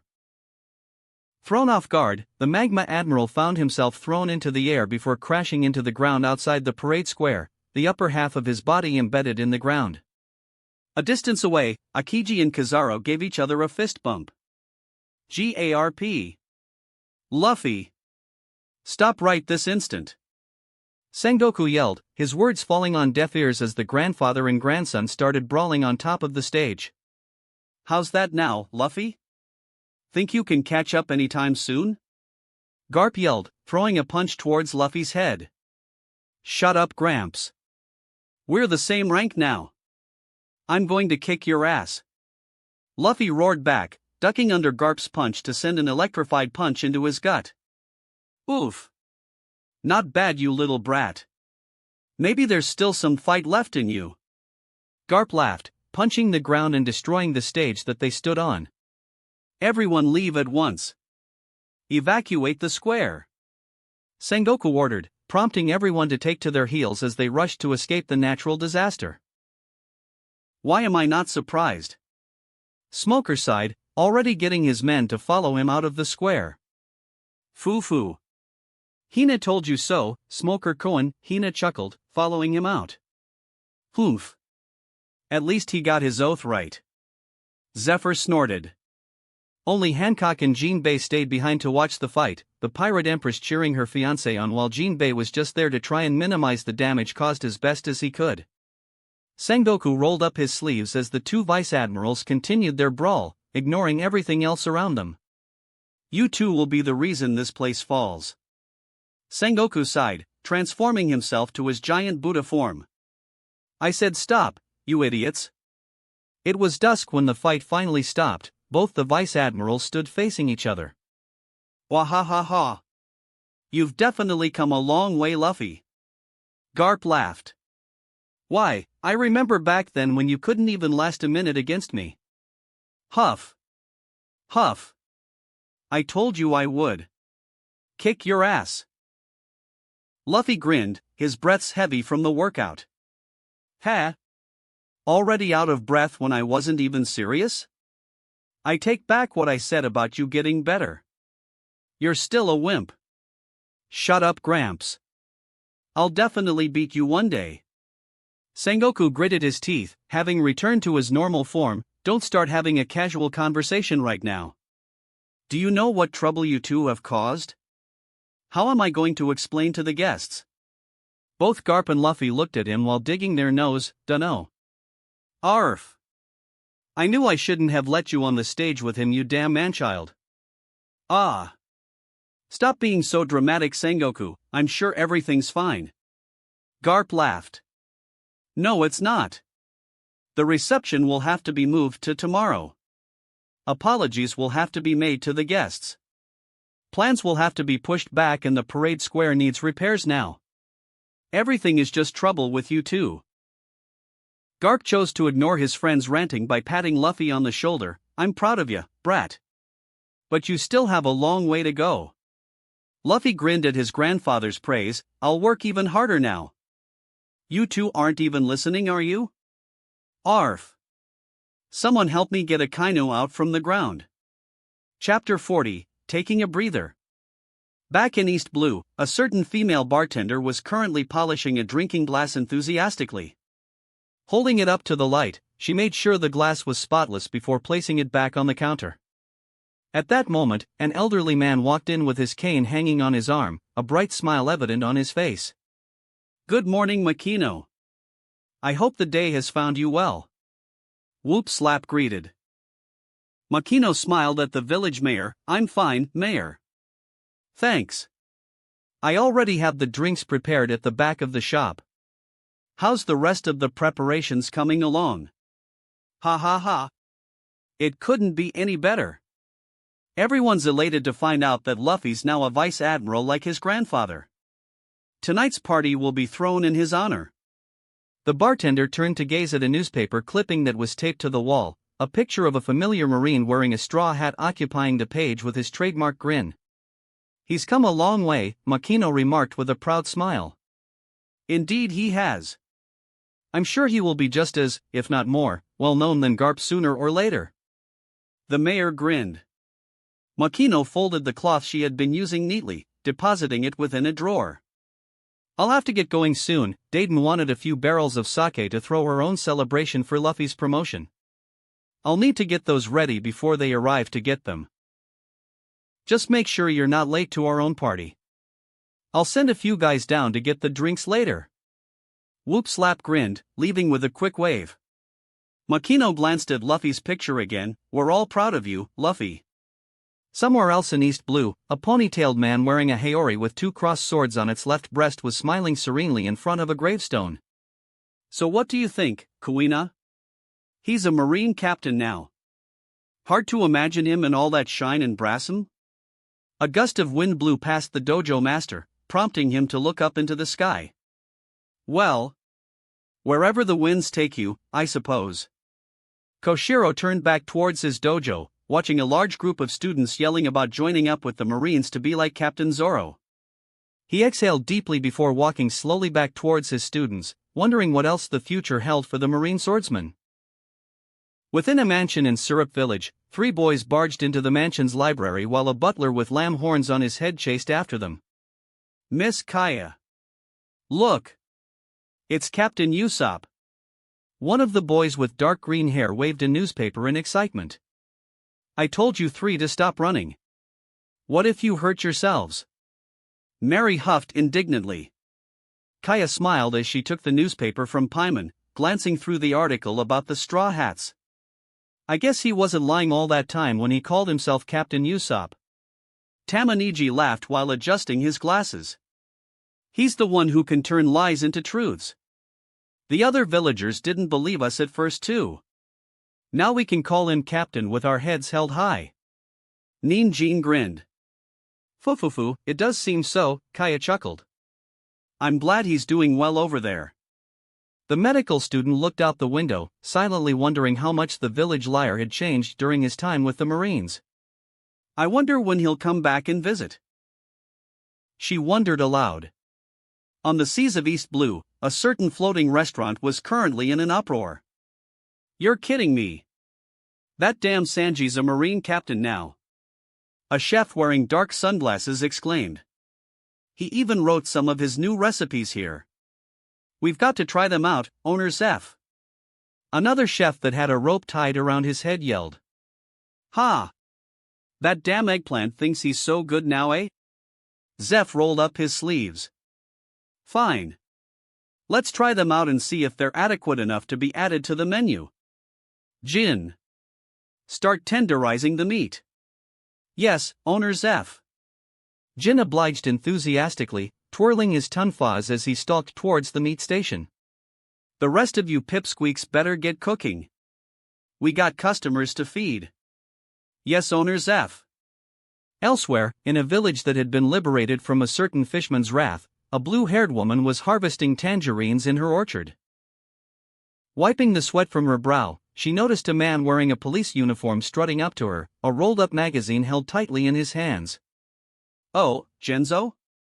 You're here early. I said I'll bring the tangerines down myself." Genzo waved his empty hand with a smile. "It's fine, Nojiko, I wanted to talk to you anyway." "You seen the newspapers yet?" Nojiko smiled, already knowing what he wanted to talk about. If it's about Nami and her friends, then yes. She's a marine captain now, no? Genzo smirked as he unfurled the magazine in his hands. It seems they're holding some sort of contest as well. Of course our Nami will win it. There can be no one else. I still need you to give me your vote for her to send it to them though. I already got everyone's in the village. Nojiko suppressed the urge to roll her eyes, knowing the man had splurged to purchase every photo collection the Marines had of Captain Nami. He even had one of her photos enlarged to be hung on the wall, almost covering the entirety of said wall with the picture. All right. I'll give it to you later. Just let me finish harvesting these last few trees. Genzo rolled up his sleeves with a grin. I'll help too. Nojiko mouthed a word of thanks before gesturing towards the trees, prompting the man to get to work. Picking a few more tangerines, the woman glanced towards the direction of her mother's grave, wondering what she would say if she knew Nami was following her footsteps as a marine officer. On the Grand Line, the new king of Sakura Kingdom was awaiting the arrival of his old friend with a few villagers.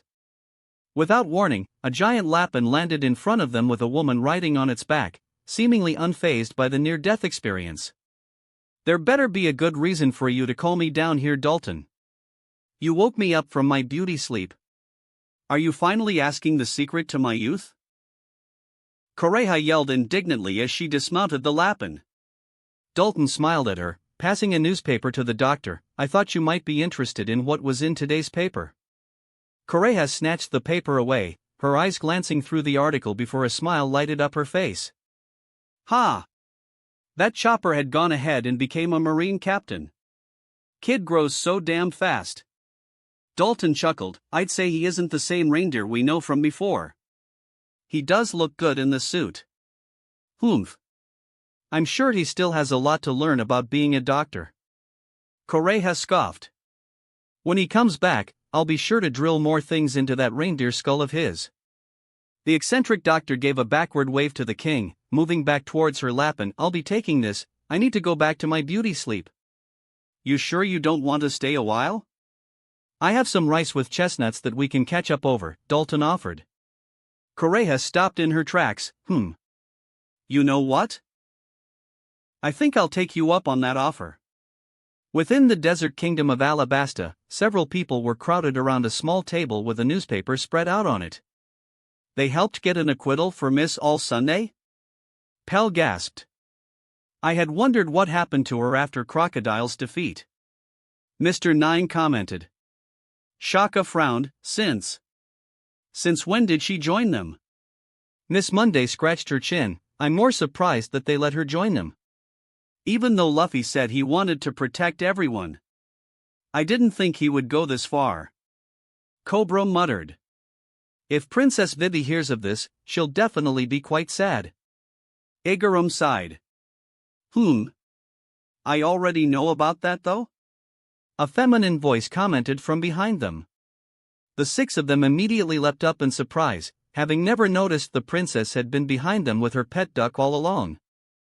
You knew? How? And are you fine with that, Princess Vivi? Pell asked skeptically. Vivi petted Karoo for a moment, giggling at their reactions. I didn't tell you? Nami and I still talk through our den mushies from time to time. She already told me about Robin's situation some time ago. Besides, Luffy will be the one who stands at the top of the Marines. Someone of that caliber is out of our understanding, fufufu. How? How generous, Vivi. You've grown so much. Cobra cried, wrapping his daughter in a hug. Ah. Before we knew it, you're already such a fine lady, Princess Vivi. Igaram wailed. Vivi just smiled at their antics, wondering if she would see her friends anytime soon. Somewhere else on an undisclosed location of the Grand Line, a certain red-haired pirate was partying away with his crew. Check it out, guys. Anchor's a vice admiral now. Da ha ha ha. Captain. Ben sighed. If you're going to ask me for hangover pills tomorrow.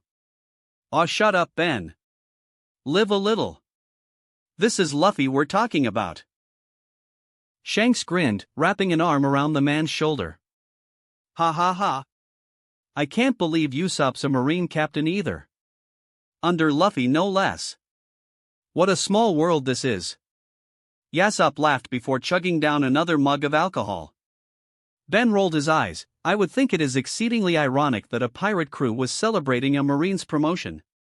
Da ha ha ha ha. That's what makes this all the better, isn't it?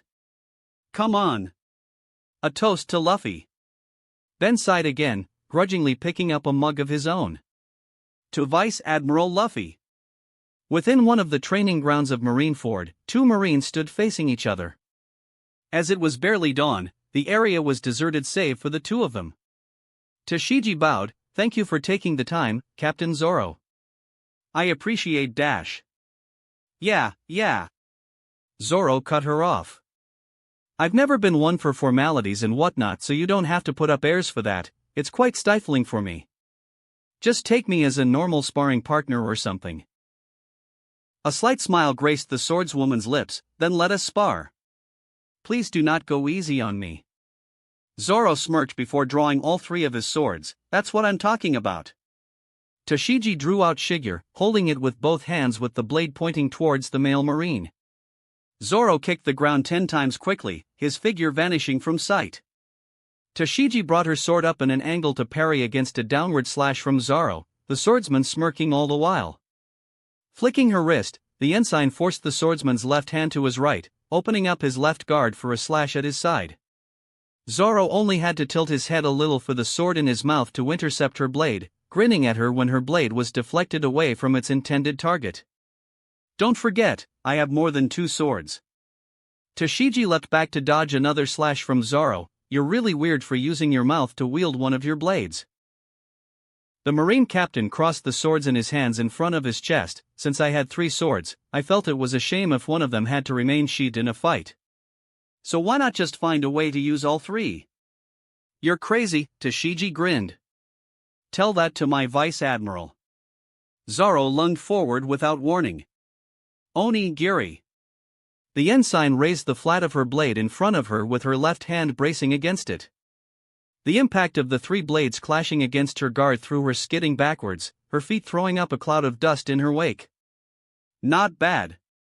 I thought you would be finished with that, Zoro smirked. Tashigi scowled. Why? Is it because I'm a woman? The male swordsman raised an eyebrow. Where did that line of thinking come from? Gender has nothing to do with it. I'm saying you're not training hard enough. And you do? Harder than you at least, Zoro mocked, lunging forward with his blade slashing at her. Tashigi barely had time to raise her blade in time to parry another slash, her brows furrowed in concentration. So if I train like you, I can be just as strong? Tashigi huffed, slashing at her opponent's neck. Why not? Zoro asked, genuinely confused while ducking his head under her slash. What kind of weights do you train with?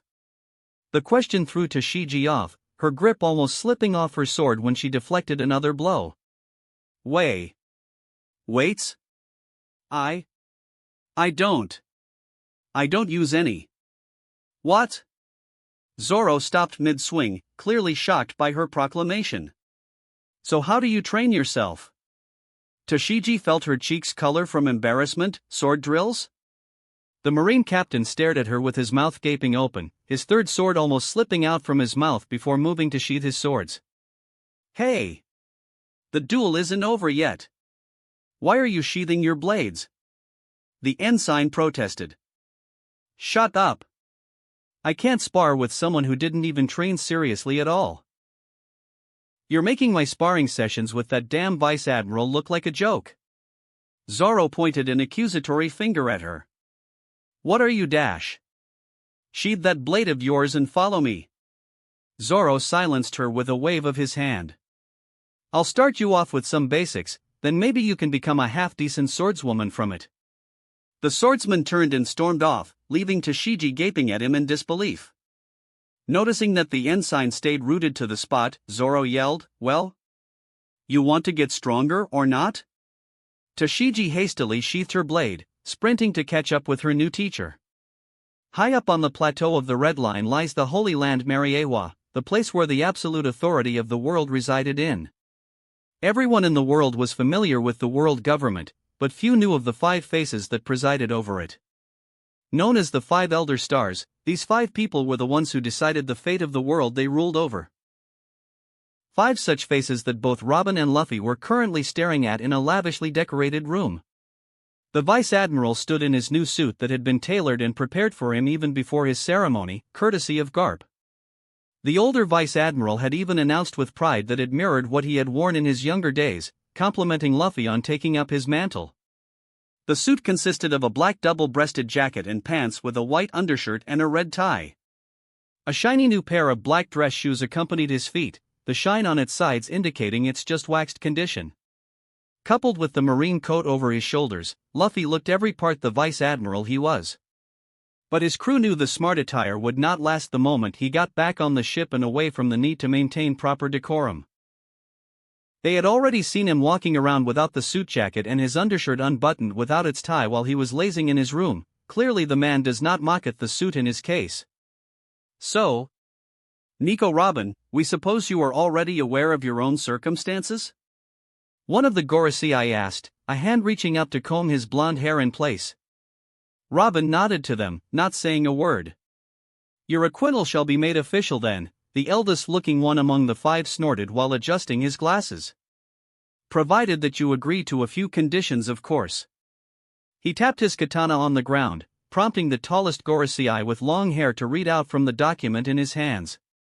Nico Robin would be granted a position as a world government-sanctioned archaeologist. She shall be allowed to search, translate and record down any poneglyphs and recordings of ancient civilizations she comes across.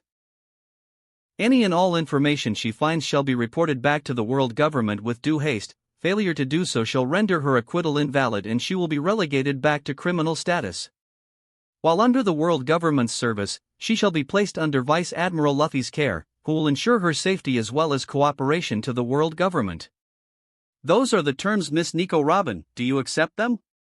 Yes, Robin said without hesitation, prompting all 5 elders to raise an eyebrow. A Gorosei with a large scar on the left side of his face frowned. You seem quite eager to accept these terms. I had thought you would be hesitant to be under the government's employ? The archaeologist's face remained impassive as she answered, it is still better than being hunted like an animal. Another bald Gorosei with a distinctive birthmark on his forehead snorted, humph. Wise decision on your part. If there are no other objections, we formally acquit you of your previous crimes and welcome you as the first world government-sanctioned archaeologist. You are dismissed. Robin nodded before exiting the room, leaving Luffy alone with the 5 elders. As soon as the door closed behind the archaeologist, all 5 elders' eyes turned to the Vice Admiral. How is progress? The blonde one asked. As expected, Luffy replied, his eyes shadowed by his straw hat. She trusts me without question. This plan of gaining her trust to divulge her secrets will take way more effort than the alternative. The glasses-wearing bald Gorosei remarked. The taller elder sighed, her trust is not easy to gain after what she has been put through. Being able to get to this part is already a feat worthy of praise. Besides, the Gorosei with the birthmark smirked. Information freely given is more valuable than coerced. I guess in that sense this idea was better than Admiral Akainu's, the Gorosei with the scar admitted. The blonde Gorosei eyed the young Vice Admiral, and how much of her cooperation has been secured. She will not betray me and neither will she withhold information from me, Luffy declared without a hint of doubt. The eldest-looking Gorosei nodded, perfect. Make sure that any information regarding the ancient weapons are immediately reported back to us. Luffy nodded, his eyes still shadowed. And if she knows too much? The one with the scar sighed. Kill her. Understood, the Vice Admiral affirmed. A few paces away from the room's entrance, Robin waited for her commander while seated at one of the couches that lined the corridor. When the door opened to reveal Luffy striding towards her, the archaeologist stood up immediately to greet him with a smile, her cold face disintegrating. How did it go? Robin whispered when Luffy got close enough, ensuring her voice was not heard by anyone else. Luffy shrugged, a playful glint in his eyes, like I told you. Flashback. Luffy ushered Robin into his room, the archaeologist entering without hesitation. So what are the details about my acquittal you wanted to go through? Robin asked, taking his seat on the bed without asking. The Vice Admiral had already ensured that no one was listening in before asking her, "Do you trust me, Robin?" The archaeologist smiled at him. How can I not after all that you've done for me? Luffy grinned, shishishi. Maybe it was some ploy to gain your trust? Robin shrugged. I think I know you well enough to say that you're not that kind of person. So what is it that you want to talk about? Well, the truth is, the Gorosei actually wanted me to gain your trust so that they can make you translate the poneglyphs through me. They want you to find the poneglyphs that point towards the locations of the ancient weapons. Robin frowned but kept her thoughts to herself, nodding for him to continue. They will grant you status as a world government-sanctioned archaeologist, but you'll have to report on any poneglyph findings to them. Robin tilted her head. And what do you want me to do, Luffy? Luffy grinned, realizing Robin still trusted him even after what he has revealed to her. He was afraid she would start accusing him of betraying her after he had told her the truth. Accept their proposal, but lie to them about the contents of any poneglyphs we find. Robin raised an eyebrow. You're basically betraying them, aren't you, Luffy? Luffy shrugged. I joined the Marines to protect people. I don't think the search for weapons of mass destruction for others to use aids my goal in any way. Foo. As expected from you. But what would you have me do with the real information from the poneglyphs we find? Luffy stuck out his tongue. I don't really care, do what you want with it, I can't read them anyway. Robin smiled at him. I never took you for the scheming kind. Maybe that's to be expected of a former CP9 agent? Luffy pouted. It's not that. I just want to protect you. Foo. I was joking, Luffy, I know you mean well. I suppose that's all you want to tell me? Luffy nodded. The meeting will be held the day after the parade, but I have a feeling that it'll be delayed a day later than that. Robin raised an eyebrow. Why do you think so? The Vice Admiral flashed her a conspiratory smirk. You'll find out tomorrow. Shishishi. Now that my business is taken care of, what is next on our list, Luffy? Robin asked, both of them making their way back to Marineford where the rest of the Straw Hats were awaiting their return. Well, I just got the approval to mothball Mary, so we can head off to Navarone now. Robin raised an eyebrow. That's where G8 is located at, isn't it? I heard talk that they have been trying to shut down that base for a while now. Luffy nodded with a grin. That's why they let us put Mary there. If they're hosting our ship, it'll be harder to shut them down. Ah. It's a mutually beneficial agreement, I see. So pack your bags, Robin. We still need to welcome you as an official part of the crew instead of a guest now. Foo. Now that you mention it, that's quite true. Both of them made their way back to Marineford with smiles plastered on their faces. The island of Navarone was home to the Marine Base G8, boasting itself as an impregnable fortress in the middle of the sea. The island comprised of a large rock formation in the center surrounded by a large ring of land with only one entrance to the sea outside. By placing a heavily fortified gate at said entrance, one would have to be able to fly to successfully bypass its defenses. Even then, the inside of the island was heavily armed with the main base itself sporting a massive number of over 100 cannons to repel any invaders. Even with its supposedly impenetrable reputation, the base still maintained a strict patrol schedule of its grounds. One reason was to further tighten its security network and the other was make sure the soldiers remained constantly vigilant. That day was no different as two recruits made their rounds around the base during the day. Both of them had almost identical facial features that it was easy to identify them as twins. Hey Zack, I heard that a vice admiral will be visiting our base tomorrow, one of the recruits remarked to his buddy. Yeah. I can't wait to see them. They're the reason I wanted to join up with the Marines. Zack yelled out in excitement. His buddy raised an eyebrow. Them? You know who they are? And wait, I thought you wanted to join because I wanted to joy dash. Zack gasped, cutting his twin off. Cody. You don't mean to tell me that you don't know the Straw Hats? Cody frowned. Nope, never heard of them. Should I have? Well, if you had actually paid attention to what goes on outside of your own books, maybe? Need I remind you that we are in Navarone? We hardly get any outside news over here, stupid. Heh, I see you forgot something. We still get our magazines. Zack exclaimed proudly, pulling out said magazine from within his shirt. Cody rolled his eyes. I can't believe you carry those around with you.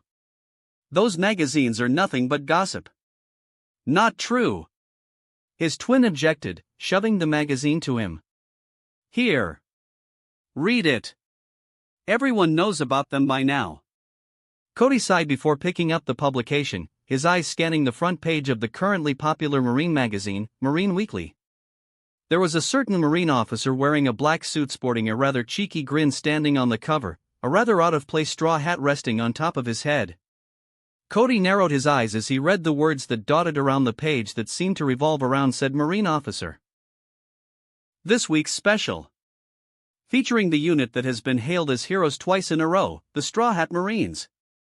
A special interview session was held with the commander, who is also the grandson of the esteemed Marine hero Vice Admiral Garp, Vice Admiral Luffy.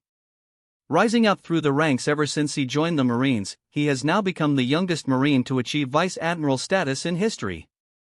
Some say that he is the new Marine hero in the making. Read on for the full interview. Don't miss out on the Vice Admiral's right-hand man, the former pirate hunter turned Marine, Captain Roronoa Zoro.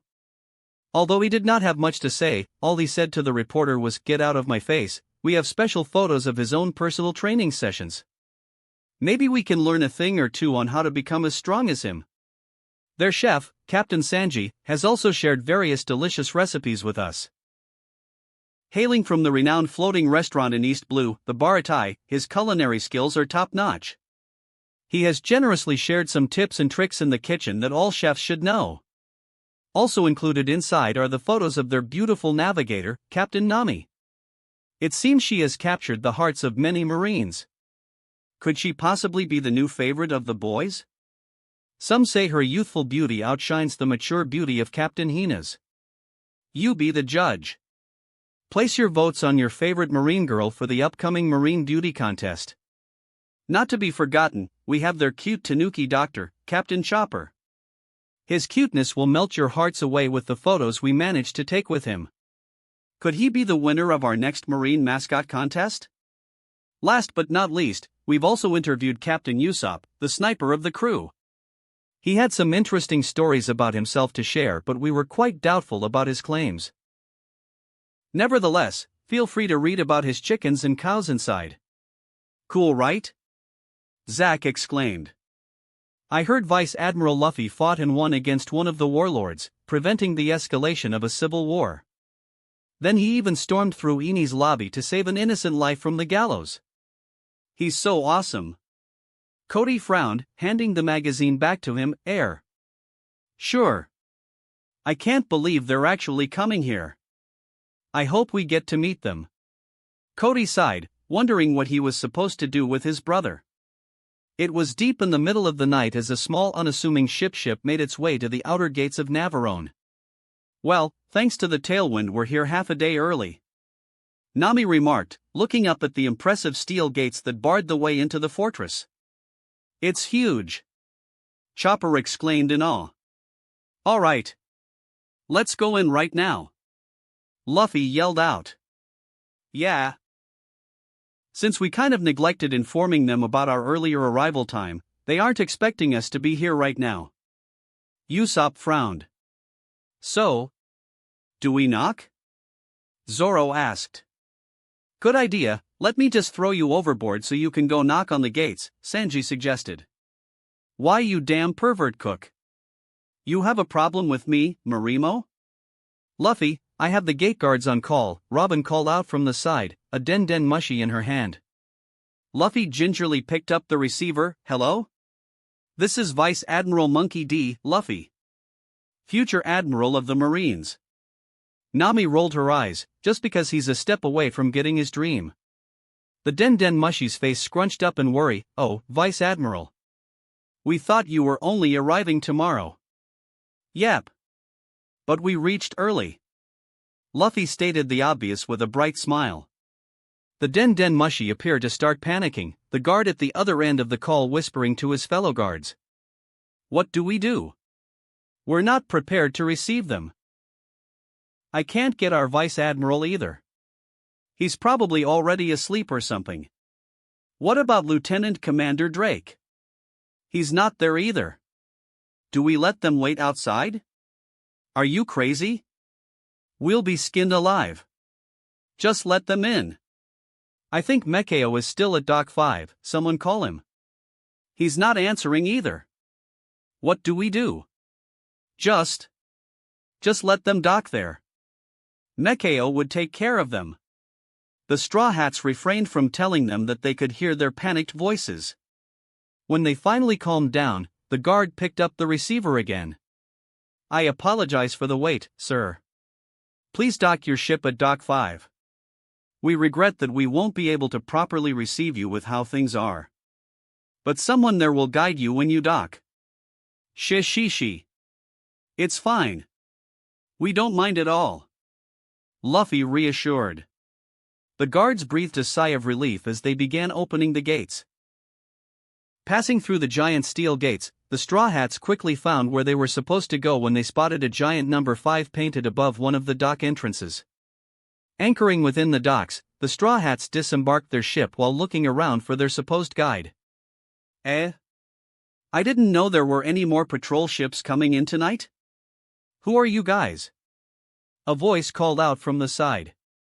The crew turned to see an elderly man with a pair of red-lensed goggles strapped to his head and wearing a set of orange overalls. Luffy stuck out his hand. Hiya. I'm Vice Admiral Monkey D. Luffy, future Admiral of the Marines. The Marine shipwright raised an eyebrow, grasping Luffy's hand with trepidation. I'm Mekao, a shipwright here. Aren't you guys supposed to arrive tomorrow? Yeah, but we got lucky with the wind so we're here early. Luffy explained. Oh great. Mekao sighed. And no one else is stationed here either, so I can't leave my post. Sometimes I really wonder if that Vice Admiral ever takes his job seriously. Shaking his head, the shipwright pointed at one of the corridors. You guys will have to go through that corridor. Hopefully they're already done changing shifts, so there should be at least a few guards at the far end. Just get them to lead you to the rooms set aside for you guys. Oh. Thanks, Uncle. Luffy turned to leave before Mekao stopped him. By the way, you guys mind if I look over your ship? I can start doing some repairs first if necessary. Saves us the trouble tomorrow.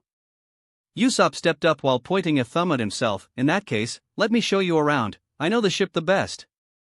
Should we wait for you then? Nami asked. It's fine, you guys go ahead first.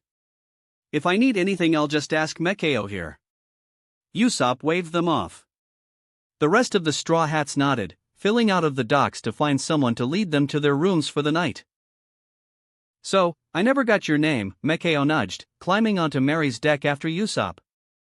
Oh, you can call me Captain Usopp. The Marine captain beamed proudly. I'm the sniper and part-time carpenter of the crew. Part-time carpenter? Ah, I see, you did the repairs when there wasn't an available shipwright. Mekao inferred immediately. Usopp rubbed his nose with a finger. Yeah. We didn't really have a proper shipwright on the crew, so I had to fill in that slot at times.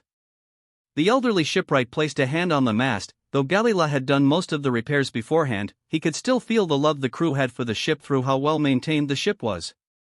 You guys really love your ship, don't ya? He asked. Ah. As expected of a professional. Well, we actually got this ship from a close friend of mine all the way back in East Blue. We've been through a lot with this ship, Usopp replied with a smile. Mekao returned the smile with a larger one. Ha! Marines like you guys are too few and far between. If only there were more people who cared about the ships they were sailing on. The shipwright glanced towards the figurehead of the ship. Now I know why you guys wanted to mothball this ship. Nowadays the ships that are mothballed are just kept in case of a shortage of ships in some event or another, but I'm glad the circumstances are different for this ship. Still. Usopp sighed. I'm worried about leaving Mary here alone. I feel bad about going on without her. Mekao placed a reassuring hand on his shoulder. Relax, boy. We'll take care of her, I'll make sure of it. No one else will admit it, but I'll let you in on a secret I overheard. Curious, the sniper leaned in to let Mekao whisper in his ear. This base is actually in danger of being decommissioned. Allowing Vice Admiral Luffy's ship to be mothballed here would give us an excuse to keep this base running. Usopp did a double take at the news. Luffy had not bothered to share this knowledge with anyone else after all. Mekao grinned upon seeing Usopp's surprised face, so don't worry about it. The people here depend on this ship to survive, so they won't mistreat it in any way. I see. I guess that puts me somewhat at ease. Heh, you guys will see the real face of this base tomorrow morning. Why don't you leave your judgment until then? We're an odd bunch, but I can guarantee that there's no bad person among us.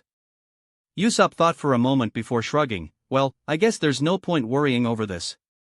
Here, I'll show you our storage area. If you need any materials, feel free to use them. Oh, don't mind if I do. I would hate using low-quality materials on your ship. Mekao laughed, following the sniper down below the deck. Meanwhile, the rest of the fortress was still blissfully unaware of the troubles that would arise the following morning. At that time, a group of marine ships were braving a storm to reach Navarone, the sailors on board doing their hardest to keep the ships afloat. Tucked safely in one of the quarters of the ship, a certain marine commander was reading through his reports without sparing a thought about the marines risking their lives above deck.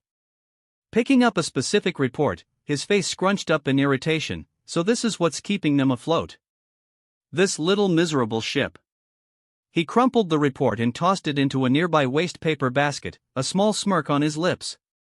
If that's the case, it's a simple matter of arranging an accident to happen to the ship. If they let a vice admiral's ship go up in flames while under their watch, well, I doubt I would even need to falsify a report to get them to shut down that pathetic base of theirs. The maniacal laughter of the marine inspector echoed underneath the deck of the ship. That wraps up this part of What If Luffy Became a Marine. Thanks so much for listening. As always, new parts drop every 4 days, so be sure to stay tuned. Just a quick reminder, What If There Was a Different Luffy is now on hold, since we've caught up with the author. And heads up, What If Luffy Became a Marine will also be going on hold soon, as we're nearly caught up there too. So now, I need your help picking the next project for the channel. I'm currently deciding between these 3 fanfics. What if Ichigo awoke his true powers? What if becoming a mangaka in the One Piece world? What if reborn as Gohan in the future timeline? Please vote in the poll and let me know which story you'd like to see next. I'll take the top 2 picks and start working on those series next. If you enjoyed the video, don't forget to like, subscribe, share it with your friends, and please consider supporting the original author as well. See you in the next one.